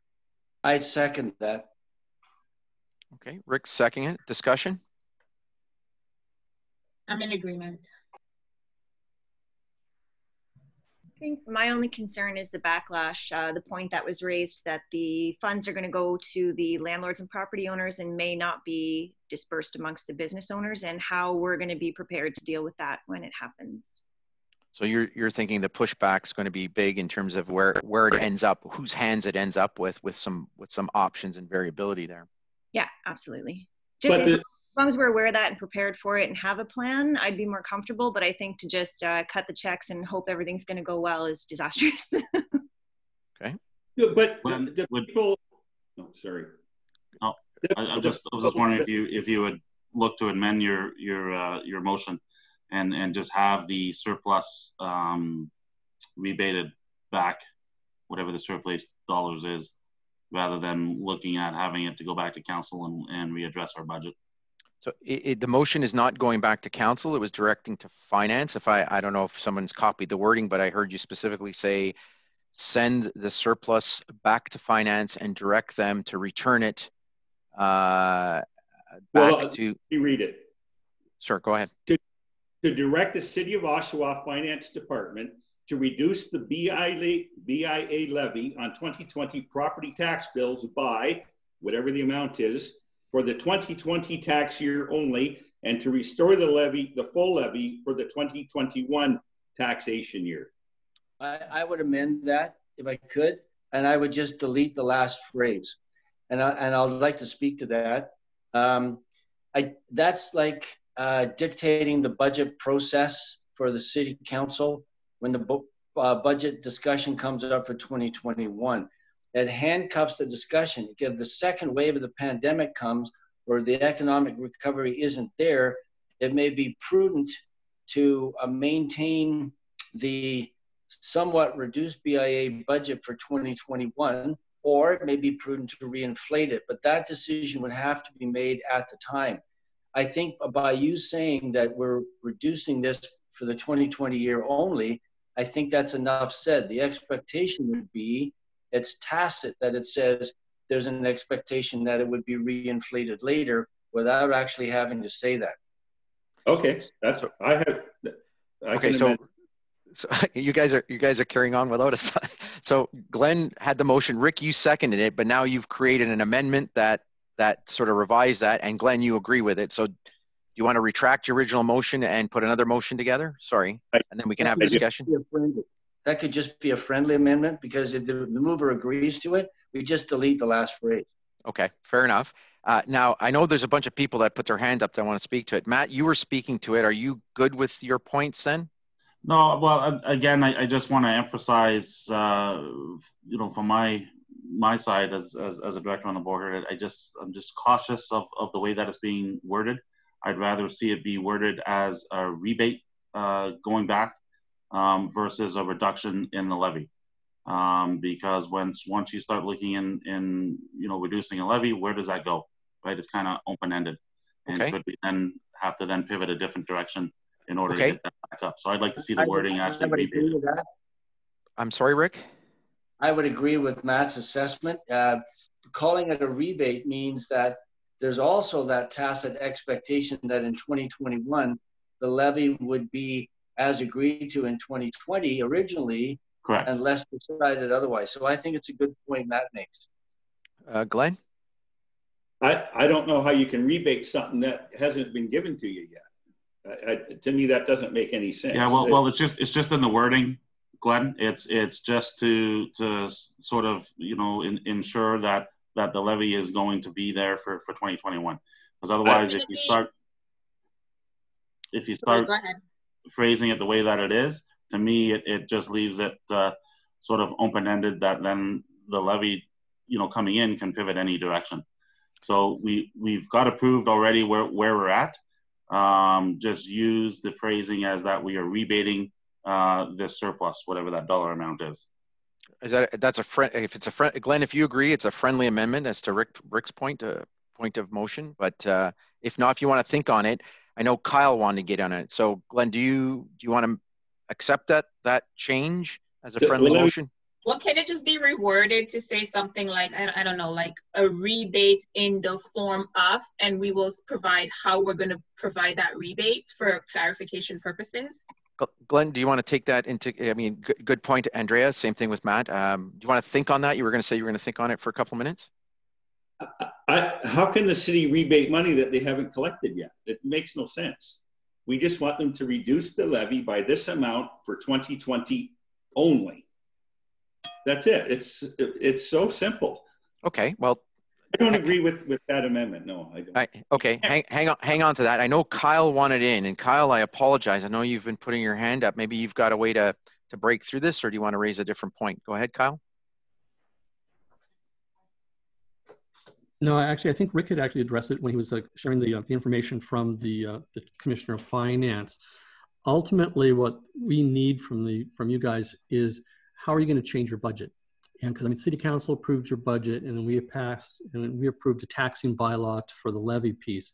What we really need to hear from you guys at the end of the day here is, are you going to change the budget, and how much is that going to affect the rateable portion of that? And those are kind of the two numbers that council are going to need, I believe, to be able to address this sort of next week going forward.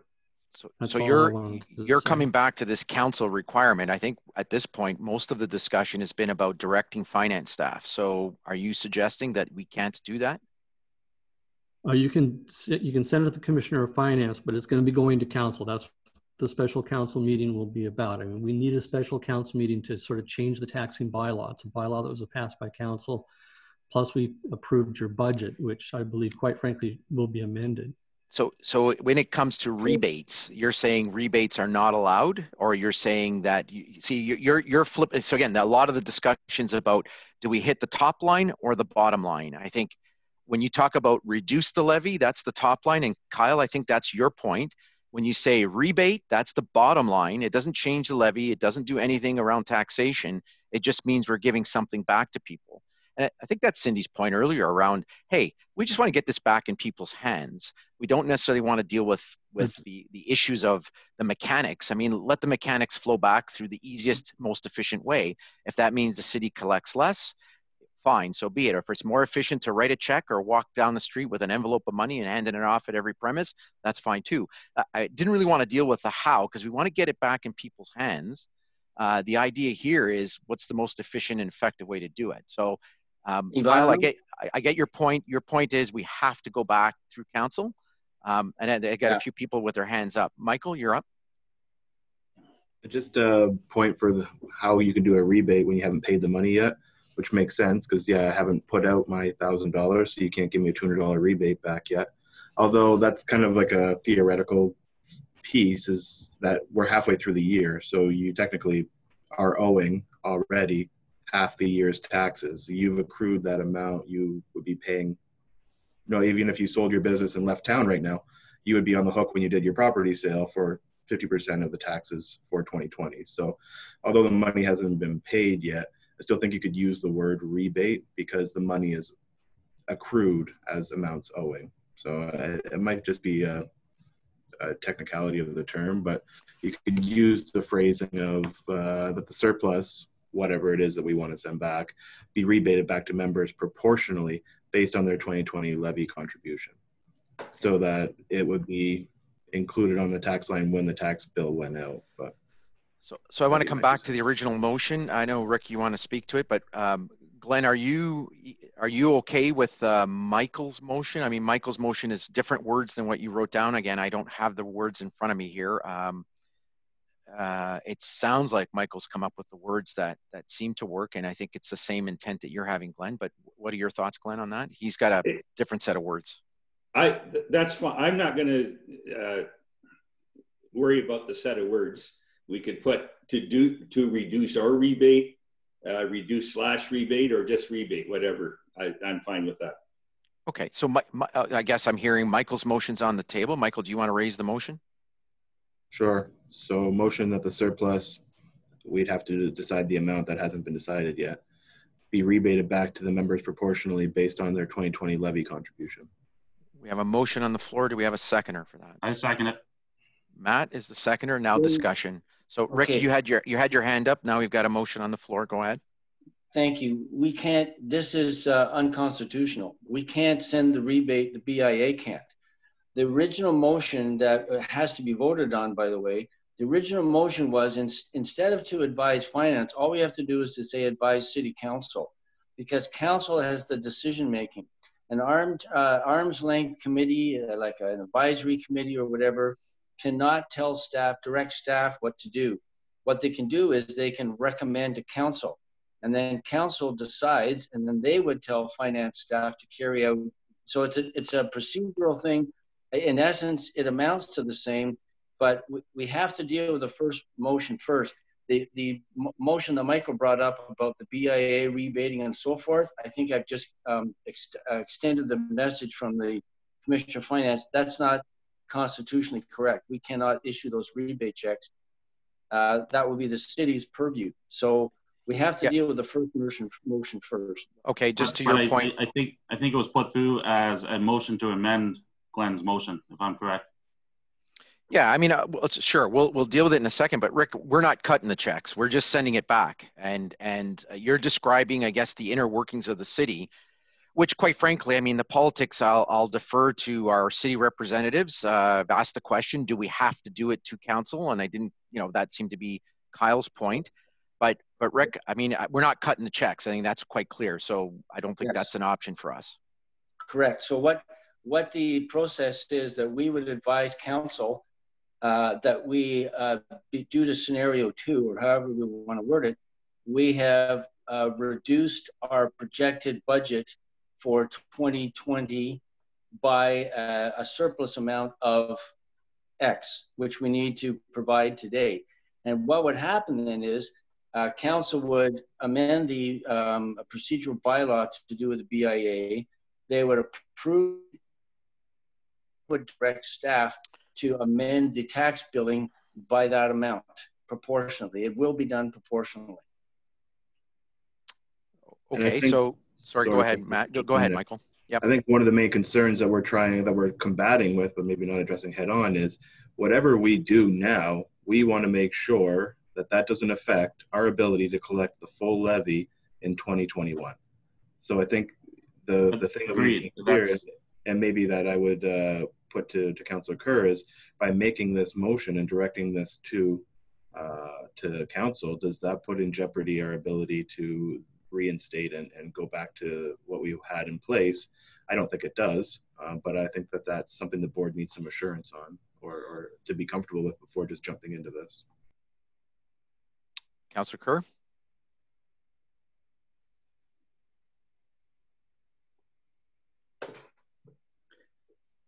My motion specifically said for the 2020 tax year only. I think that makes it pretty clear what the intent is. Yeah, I think that the problem here, I'm sensing the problem here is that there seems to be this uncertainty around, hey, does it open up the Pandora's box of having this whole debate of justifying levies and all the rest of that? I see the way you've worded your motion, Glenn, and I think your intent is not to open that Pandora's box. Michael's motion is about making sure that Pandora's box doesn't get open. I really don't hear anybody else chiming in to go, yep, go ahead, Matt. Do you know with certainty, or can I steer it to Amanda to ask her the intricacies from our side on what this looks like? I was going to do that in a second, Matt. I like your point. I'm hearing most of the directors on the board talking about not opening that Pandora's box. I I heard Kyle say it's a must. I've heard Councillor Kerr say it has to go through council. But although I haven't heard him say that lately, he must be tied up with something. So again, I'm going with what the directors on the board are saying. The intent is to get it back in people's hands. The intent is not to open that Pandora's box. I'm going to hand it back to the ED and say, what's your opinion on this in terms of, you know, the tactics of moving the levers? I mean, how does it go through people's hands? We don't want to necessarily open that up and bind ourselves back to some period of time where, you know, we don't think it's sustainable. So Amanda, over to you. For sure. So it's difficult because in a typical situation, if we were making any changes to our budget, and there is a threshold there, so within reason, if we were making any changes such as this, we would typically go back to council for approval. However, Councillor Guyberson did put forward a motion up in the May that essentially said that the BIA should come back for any adjustments or changes in their planning or budget, and there's exact wording there that I can get you, that they come back, and that was declined. Council did not want that. So we're in a little bit of a gray zone where we have an ability at this point in time, if we're not lowering our levy, we do not have to report back to council on technicalities in my eyes, based on the surplus and what we do with that surplus. However, if we lower the levy, we do have to go back and get approval because that's a budget change. Now, I don't know the and I want to make this very clear. I don't know the procedural protocols within the city and how they will implement that, and how they'll work with us. But I don't know if that's this board's concern. Well, look, I think we're trying to do the right thing here. I mean, pushing back all these particular rules of Robert's Rules of Orders and who we send it back to. Ideally, what I'm hearing the preference of this board is to send this money back and get it in the hands of the people who either paid it or need it. And it's probably the same in terms of, you know, who's paid it and who does need it. You know, and I'm kind of caught off guard here in a sense of going, you know, the words in which we use it to send it back could be fatally binding going forward, and nobody wants to do that. And I can't help but think the last thing we want to do is hang on to this for fear of binding our future. But I understand people's concerns. So I guess I'm appealing to the city experts, you know, Rick, Kyle, Sue, around, look, you're hearing the dialogue. Nobody wants to get hooked into, you know, having their hands and arms locked in the future.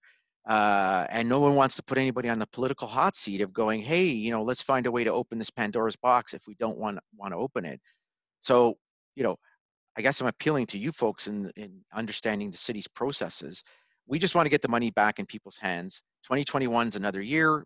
We expect it. We haven't had the dialogue on what we expect it to look like, but we expect it to be like this year pre-COVID. We have a plan. We want to execute that plan, and we have a finance piece that goes with that plan. The last thing we want to do is open up this debate all over again. Correct. Okay, well, correct.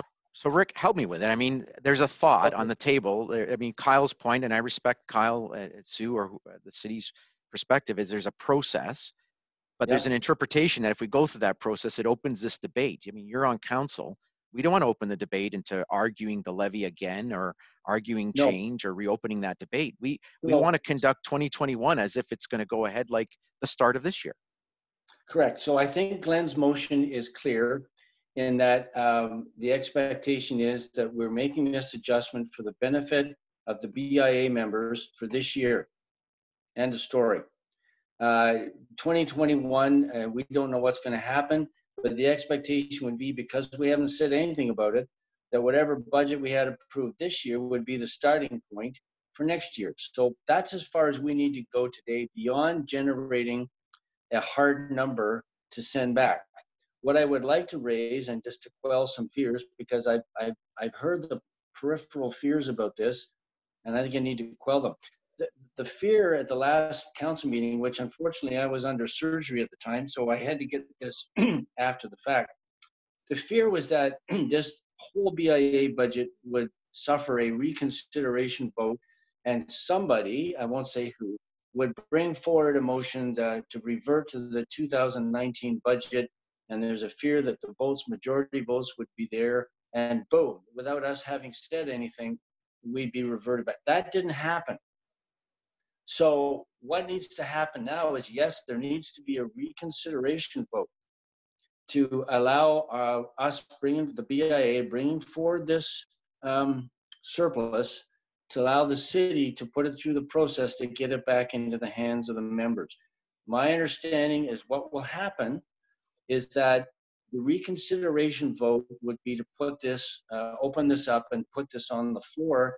I would look to the chair to immediately look to me to put forward the motion as to what to do, that which would be the BIA's wish, is that it be the tax levy be amended downward to provide pass these savings on to the BIA members.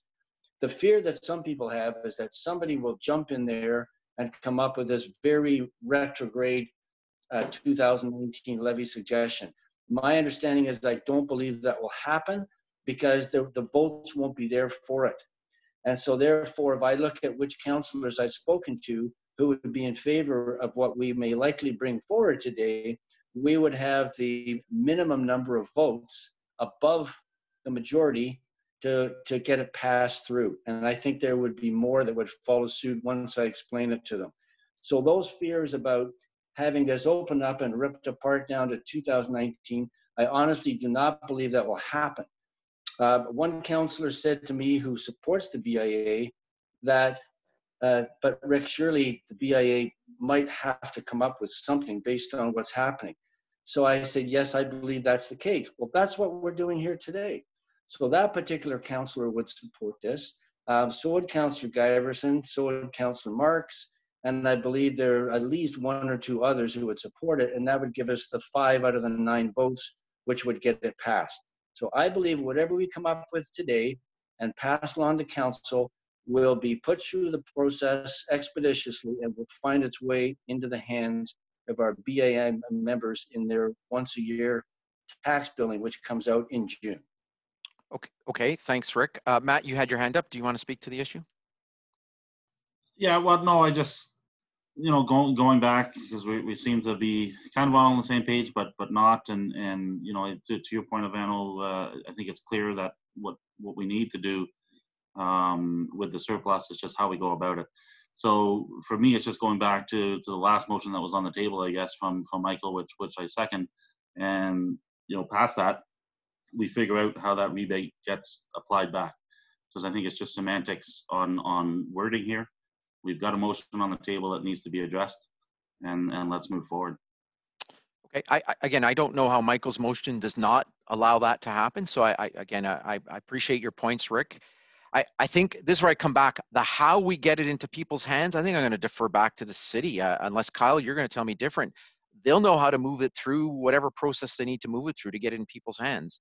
Right. If the response to me is, oh boy, you've got to direct it specifically like this, I mean, I wish they would have told us that, but I think I'll leave it in their capable hands to basically get it back into people's hands that, you know, that's the right thing. I don't even think city council wants to do the wrong thing here and sort of get stuck in not getting it in people's hands. So why don't we just put it back to them and they can move it through with the guidance, I guess, of the RED, like find a way, as whatever the words are, to get it back to city's hands and move it through their approval process, and hopefully they won't drag their feet. It sounded like Rick's made a point. They seem motivated to get together and do the right thing and move quickly on it so that it's in people's hands. Sorry, Glenn, you wanted to say something? Well, the city, Rick has said, the city has already said that they're going to do all that. We don't have to worry about that. All we have to worry about is the motion to tell them to do it. They'll do it all. We don't have to worry about the nuts and bolts of it. They hit a button on the computer and it'll all be done. I don't think that's part of this. I understand that, Glenn, except that there were some concerns expressed about what one thing that might be said, but a faction of council that might want something else. I just want to allay those fears and say that I believe the votes are in place, that what we decide here today will in fact be the successful reconsideration and then approval of what we have apparently going to say today, and then therefore it'll go quickly through the process and get into the staff's hands to enable to adjust the tax billing. So I believe that's the process that will happen. I think we should get this motion as finally worded, agreed upon, and then our next item of discussion ought to be how we arrive at the hard number that we would communicate to the city so that they have a hard number to take and to put through the process. Fair enough, Rick. Michael had his hand up. Go ahead, Michael. Yeah, just another point of clarification for Councillor Kerr. So the wording that I had suggested then would not be appropriate. Should we go back to Glenn's wording? Like, I know the semantics argument is really annoying, and we're all on the same page as what we want to do, as the chair said. But at the same time, I know when you're going through these council procedures, that wording is very important, and saying the right things is important. So I just want to make sure that we are saying the right thing. And if that means going to Glenn's, we all know what we want to achieve. That's been clear. It's going to go through the same process regardless. So how we word is not going to protect us one way or the other. Let's just make sure that we don't get it stopped up because we haven't said the right thing. So yeah, so I take your point. So I think it would be beneficial to reread Michael's motion so that I can comment precisely to it. My opinion is that the original motion is the one that would get the job done most effectively, but we have Michael's amendment on the floor. We need to deal with that first before we revert back to the main motion. So I would like to have it reread. Michael, do you want to read yours again? Okay, so mine would be that the surplus, X dollars, be rebated back to the members proportionally based on their 2020 levy contribution. Rick? So, Michael, if you don't agree with that now, do you want to pull that motion, or do you want to vote it on? I would like to retract that motion, but I'm not sure if that's the procedure. Well, you can retract it because that's the one on the table. I think Rick wanted it read just to be certain that the words, made sense. Although, and from Rick's point of view, he's made it comfortable that, look, how we jig the wording doesn't necessarily bind us or bind anybody into anything that is not what's intended by what we're trying to do here. So, Rick, do you want to comment on that before either Michael retracts it and we go back to Glenn? But to your point, Rick? My only concern was that I might have thought I heard the phrase, the BIA sending out a rebate, and that's not appropriate. What is appropriate is for us to inform the city of what the surplus amount is, and to let them take that and send it back to the membership for the 2020 budget year only. That's in essence what we need to have happen, and that's where, however that's best served, we can wordsmith it and get this done soon. Glenn or Michael, did you want to retract, or Glenn, did you want to offer an addendum or go back to yours? I would like to retract my motion. Okay, Michael, retracted. Glenn, do you want to go back to yours, Glenn? Yes. Okay, so I would like to make two amendments to it. Okay. Instead of to direct finance department, I guess it should say to direct city council. And then I'd like to take off that last line. So this is how it would read. To direct Oshawa City Council to reduce the BIA levy on 2020 property tax bills by the amount for the 2020 tax year only. End of story. Simple. Except you have to change the word direct to recommend, because we don't direct council. So it's simply that the BIA recommend to city council and then the rest as you wrote. Okay, so to recommend Oshawa City Council to reduce the BIA levy on 2020 property tax bills by whatever the amount is for the 2020 tax year only. So agreed. Okay, so we have a mover. Do we have a seconder? Is that you, Rick? Yeah, I believe I did, yes. Okay, so now we have discussion. So we don't necessarily deal with proportionality and how the mechanics of that work out. And but we didn't really talk about our surplus and a dollar amount. So sorry, Glenn, maybe I didn't pay attention. Is there a number somewhere you're going to insert in there that we at least be able to send to them that says it's this amount? Correct. Yeah, okay. That would be the surplus amount. I don't have the dollar number in front of me, but. Perfect. Okay. Can I suggest an amendment? Sorry, go ahead, Matt. That the surplus be rebated back to the memberships proportionally based on their 2020 levy contribution for the city to allocate. Okay, we have an amendment on the table. Do we have a seconder? I would vote against that amendment. Okay, we don't have that, Matt. It dies if there's no seconder. I'm sorry? It dies if there's no seconder. Yeah, so I mean, Matt, what's your concern? I mean, you've put some words in there that have changed it. Again, just the wording I'm concerned about. Okay. Just looking for Ivano, forward to the future. my understanding from the city is a very clear understanding that this will be on a proportional basis. When I raised this idea that all the money would go to the so-called 21, they said that will absolutely not happen. The tax assessment, the tax billing is based on a proportional basis to all of the BIA members, and therefore the tax assessment would be reduced on the same basis. So all of it going to the 21 is not going to happen. It'll be reduced as it was going to be assessed. So listening to Councillor Kermatt, I mean, two things that he said to me that's resonated now, and it's made it very clear that, sending it back to council doesn't open up the debate of binding us down the road with other things. So that, I'm trusting him at his word and understanding of that process. And the second item is this sort of, how it gets doled back to people will be done in a way that represents how the money is collected. So again, we are taking you on that word, Rick, in terms of how you're pushing that through. I know it's going to be back to council, but does that help allay some of those concerns, Matt, for you? A little, but it's exactly what you said, Ivano. Are we dealing with the top line or the bottom line, right? And that's just my fear, is that we need to make this crystal clear that it's the bottom line surplus, and that it is going to get allocated proportionally on what it was paid in at, back to the membership.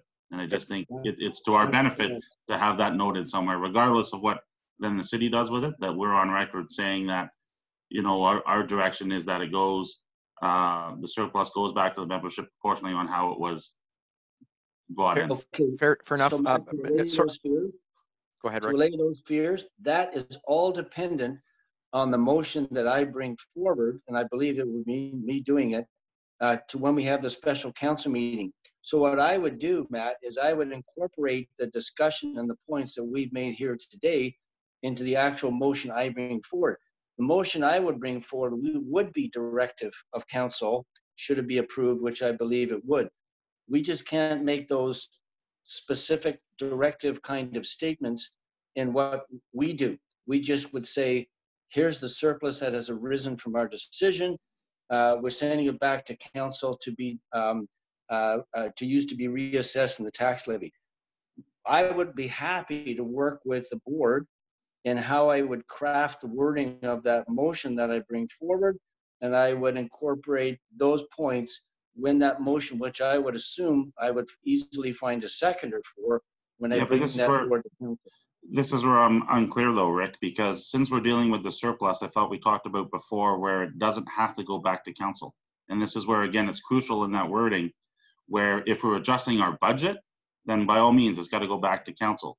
If we're just dealing with the surplus and the allocation of that, it does not have to go back to council, because we're just punting it back to the city to put back into the membership's hands. How that happens, to Ivano's point, is here nor there. So my understanding on that is that any material change in the BIA budget, that this would in fact be, even though it's a surplus, the fact that we are requesting that this now be directed back to the BIA membership, and therefore the tax levy needs to be changed, that needs to be a council decision. So how that decision takes place is that, first of all, because there'd be a material change in the BIA budget, not that that would change in 2021, but the fact that there's now a surplus that we would like to have directed back, council would need to amend the bylaw associated with BIA by reconsideration. Then that would pass, and then what would happen, we would take this amount with a motion as to how it should be directed forward. That I believe would pass. Okay, fair enough, Rick. I think you made your point. Matt, you made your point. Michael wanted to speak on it, then Glenn. So Michael, go ahead. Yeah, and I mean, I think we're going around in circles because we still have some unclarity. What we don't know right now, I would prefer it to be a rebate under the tax line. I would prefer what happens is, here, city, we've got this surplus, send it back. City council's approved our budget. City council is in May said they don't want to talk about our budget anymore. They don't want us to reconsider it. They're not sending anything back to us. Now we put this back into city council, and let's be frank about it. We have enemies on, not enemies, but we have people that are not supportive of the BIA increase in levy on city council. We have a contingent of people out there who are making a lot of noise trying to get that levy reduced as it is now. So when we put it back into city council's hands for this debate and discussion, albeit Councilor Kerr has assured us that we would have the votes on council to pass that, and I do trust him with that. If there's a better way to do that, to avoid it by saying, giving the money back without having to go through council. But I mean, again, deferring to Kyle and Rick, it's pretty clear that there's no way to get that money back in their hands through a rebate program or what have you, or at least it's not clear if we can do that without having it go through city council. So if there's no way to get this money back in their hands without going through city council, then I think that's what we have to do. And nobody wants the unintended consequence. I mean, it's recorded here. I mean, everybody wants to get it in people's hands and doesn't want to open the Pandora's box. I mean, let's make that clear. I mean, shame on anybody who believes they're going to stick handle this into retracting and pulling us back into the history. So, you know, I guess we're all trying to avoid the unintended consequence of making this decision and the way we're going to do it. I think the intentions are all directly clear. Sorry, Peter. You've been very quiet. I'm gonna go to you. Go ahead, Peter. No, Mr. Chair, I just, can we get a clear answer to Michael's question? Can it be done without going back to city council? Can we get the money back into the hands of, or have them pay less? Because I'm hearing a lot of circular talk too, and I'm just, in terms of the resolution, I like Glenn's resolution. I'm an academic. I get paid to complicate things, make things more complicated than they already are. But yeah, this has got to be simple, and I think that's a very straightforward resolution. But I would like an answer to that question if we can just have one. So I like your question. I've asked Kyle a couple of times. I think Kyle said no, we got to go through council. But Kyle, can you reaffirm that in terms of your knowledge and understanding as the city rep?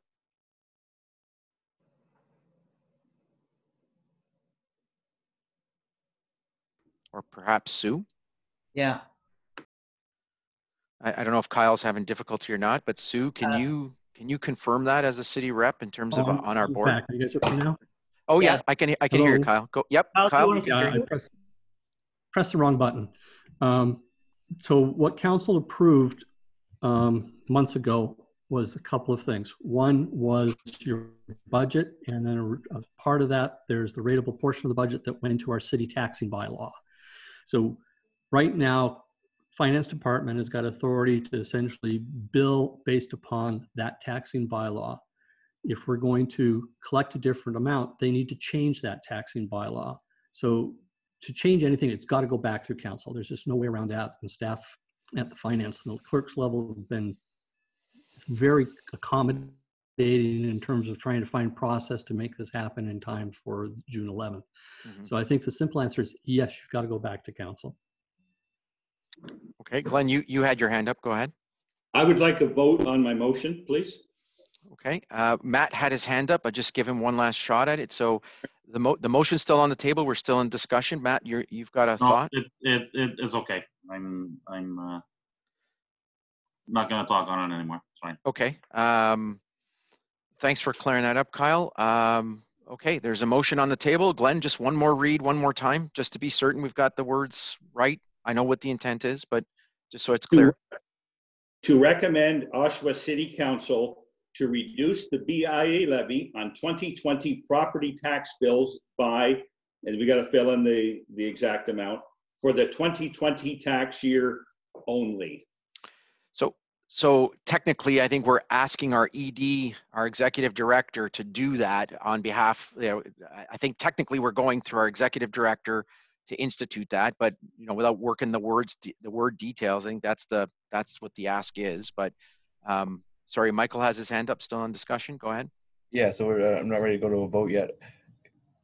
guess going back to, and I'm sorry, I guess not as prepared, but I think it's hard to get answers on these things, is why instead of reduce levy and bringing that for council to debate, and I guess they can debate whatever they want. As it goes to council, they can do whatever they want with it, but why not say then to do the rebate? So you've got your full levy on the tax line. Underneath that is rebate of this.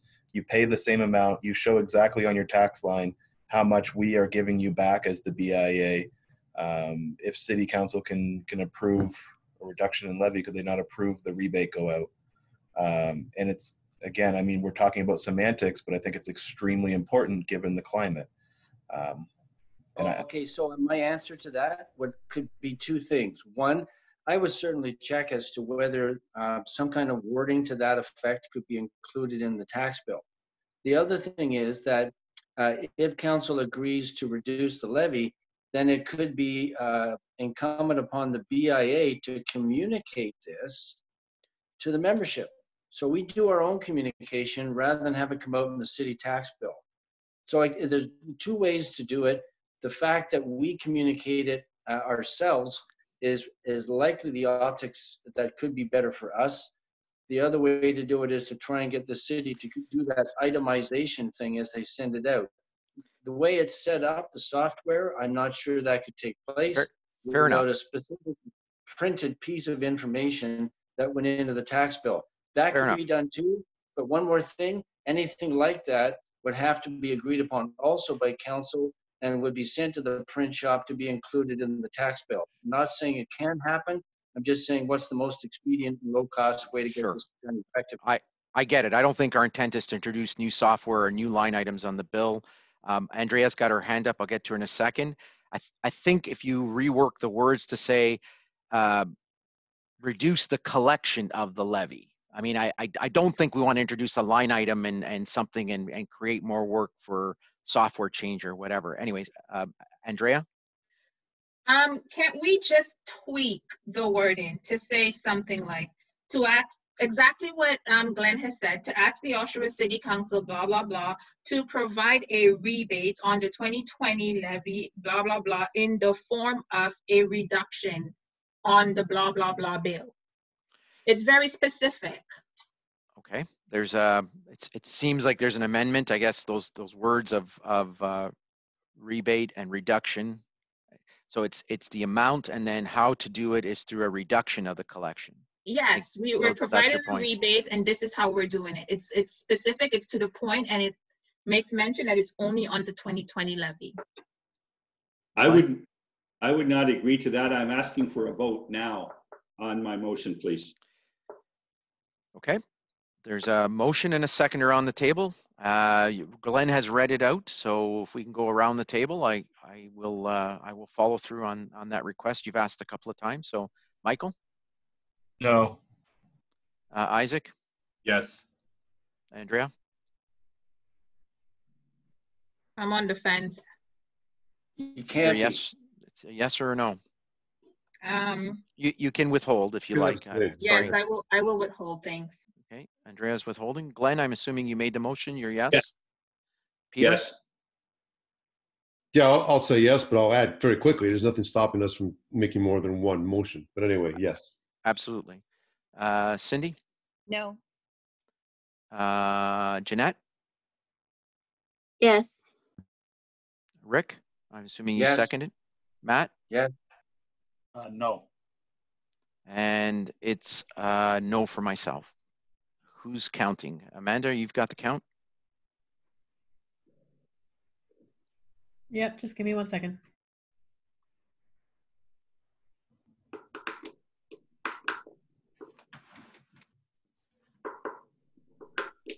So if I have this correct, it's 5 no's and 1 abstain and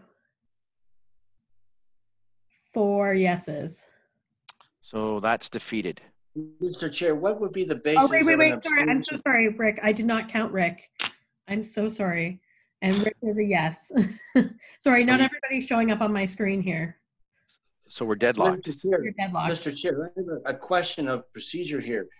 What is the basis of an abstention? The only way you can abstain is if you have a conflict or a declaration of interest. You're in the room, you're at the table. you either vote yes or you vote no. So we have a tie vote here. Yep, I'm going to go to Michael as governance.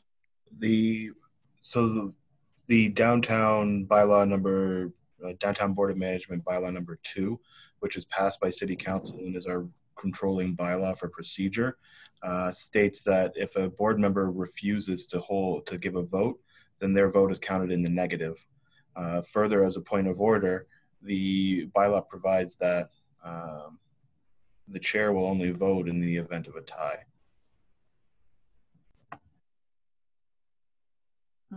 So If you want me to be specific, Councillor, my vote will be a no because I want the word in retweet. And so technically I didn't have to vote. I guess what you're saying, Michael, is I don't vote as a chair. Is that correct? It's my understanding as I read the bylaw. Okay, great. But it still fails. I mean, at the end of the day, if Andrea, you've changed your vote and forced it to a no, the nays have it rather than the yeas. Do we want to have another? Though, just to clarify that, if there is a tie, then the chair votes. If there is a tie, that's correct. Do we have another motion on the table that we want to get through this? I don't think we want to end this meeting not directing anything. Yeah, can we have a roll call on that vote, please? Sure. One more time. That would be fantastic, please, just to make sure. Michael? Yes. Or sorry, no. I'm sorry. What are we voting on? The same motion? The same motion. That's correct. Just a roll call, just to confirm. Thank you. Michael? No. Andrea? Sorry, no. Glenn? Yes. Isaac? I voted yes. Peter? Voted yes. Cindy? No. Jeanette? I voted yes. Rick? Yes. Matt? No. Where are we now before I vote? 5 to 4 yeses. Yeah, the yeses have it. The yeses have it. Okay, passed. Great, thanks for that. Thanks for that roll call, whoever, Michael, thank you for doing that. And you know what, this is not an easy thing. I mean, I want to honor people's time. I don't think we have time to do the rest of the agenda unless we want to do. No, we don't. Yeah, unless we want to go into the other items. But listen, folks, this is a really tough thing.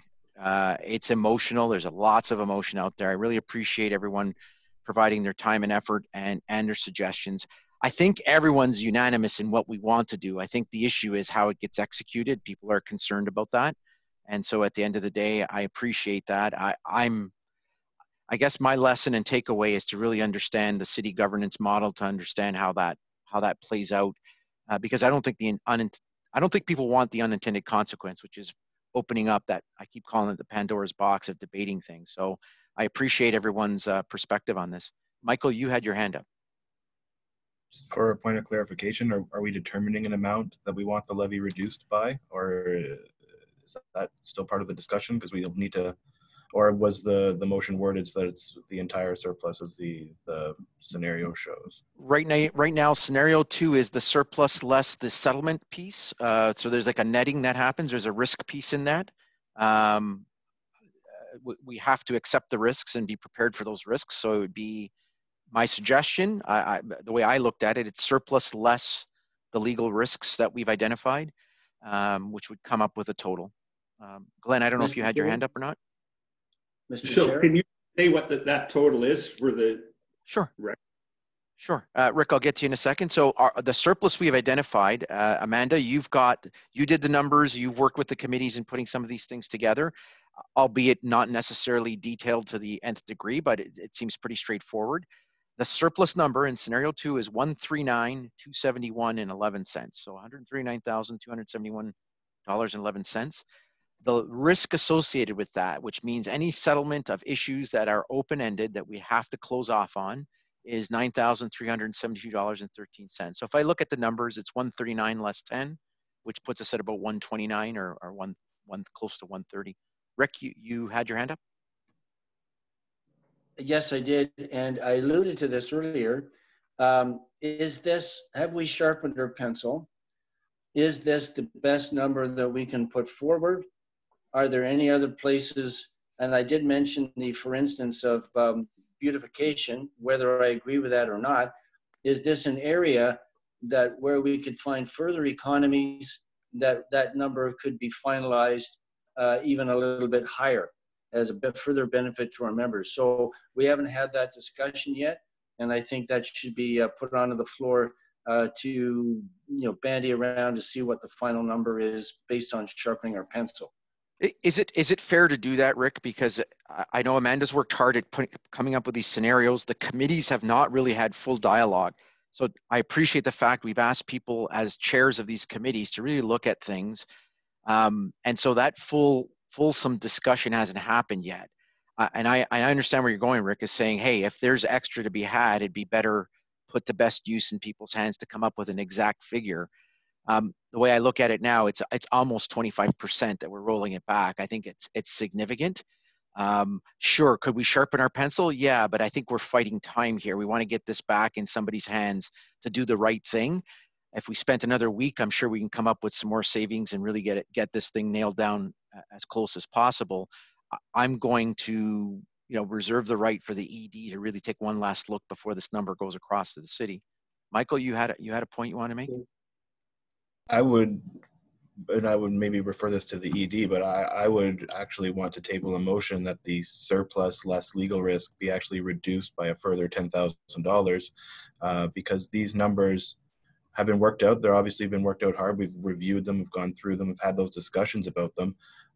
But there's some moving pieces in there. And what happens when the board has no money and no working capital, and all of a sudden we have an additional 2,000 that was unexpected that we can't deal with now? Where do we get that money from? What do we do with that? Like, should we not have a little bit of a reserve when we're working on a situation like as unique as this? Sure, fair enough. And so it moves it from 129 to 119, or let's just round it off before the ED figures it out to the penny. It's around 120 then instead of 130. So you've put a motion on the table to keep 10,000 in a reserve to handle for changes in working capital or anything like that. Do I have a seconder for that? I would second that. Okay. Andrea, we have discussion? Hearing none, we have a motion on the table. Michael, you said you've raised the motion. I'm assuming you're yes? Yes. Andrea, I'm very sorry. Can we reread the motion, please? Sure, absolutely, Peter. Go ahead, Michael, one more time. So that the motion that the amount being referred to council to reduce the levy by be reduced by a further $10,000 as shown on scenario 2, so that we had to be used as working capital. Okay. Michael, you said yes. Andrea, you seconded. Is that a yes? Yes. Glenn? Yes. Isaac? He's gone, I think. Okay. Peter? Yes. Cindy? Yes. Jeanette? Yes. Rick? Yes. Matt? Yes. If you need my vote, it's a yes. So that's passed. Thank you very much. Sorry, I'm so sorry to insert myself. Can I just confirm, because a number of 20,000 was put out? And then no, it's 10,000. So let me just read the numbers to you. That I'm gonna read scenario 2, Amanda, because I have it in front of me. It's the surplus is 139,271.11. Yep. The legal risk, which shows our obligations to basically close out and execute scenario 2. Yep. Is 9,372.13. So that's $9,000. Yep. And Michael's motion is leaving a $10,000 reserve for working capital. So when I net all those numbers, I'm down to 119,272 and 11, notwithstanding the math that somebody has to do to make sure those numbers are correct. Nope, that's perfect. Thank you. So we're sitting at about 120 if I round up or down, depending on what's the exact number. So once you finalize that, that's the number that basically is going out. So is that helpful? No, that's very helpful. Thank you. Just remember, Mr. Chair, I did make this point earlier about the risk line, something that might have to be revisited. Would gladly like to talk about that in camera, because obviously there could be an increased cost based on timeline.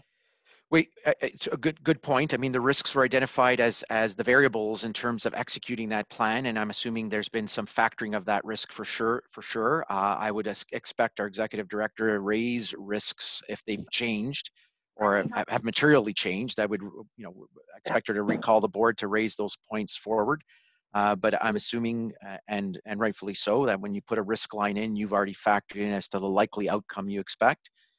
So to your point, Matt, and furthermore, I guess the $10,000 that Michael had put together is prudent in terms of giving you an operating reserve as well. So that's, if you were to assume that's doubling the risk, we've got enough there, I think, unless Amanda directs us otherwise. Okay. Listen, folks, it's been again, I've really taxed your time well beyond what we have. Unless someone has a burning desire to continue on, we've now provided the direction. Amanda, you have the marching orders to get it back to City Hall. And I thank you again for participating. I would suggest someone put a motion together to terminate this meeting, and we'll pick up the pieces. To adjourn. Okay, Rick's motioning, seconder. I second. Michael second. All in favor, everybody raise your hand, or I'm not going around the table. Very good. Thank you again, people. Much appreciated. Very good work. Very difficult circumstances in terms of emotional topics. So thank you again.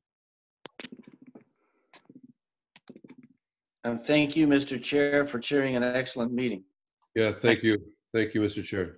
Difficult meeting. Thank you. Thank you, folks.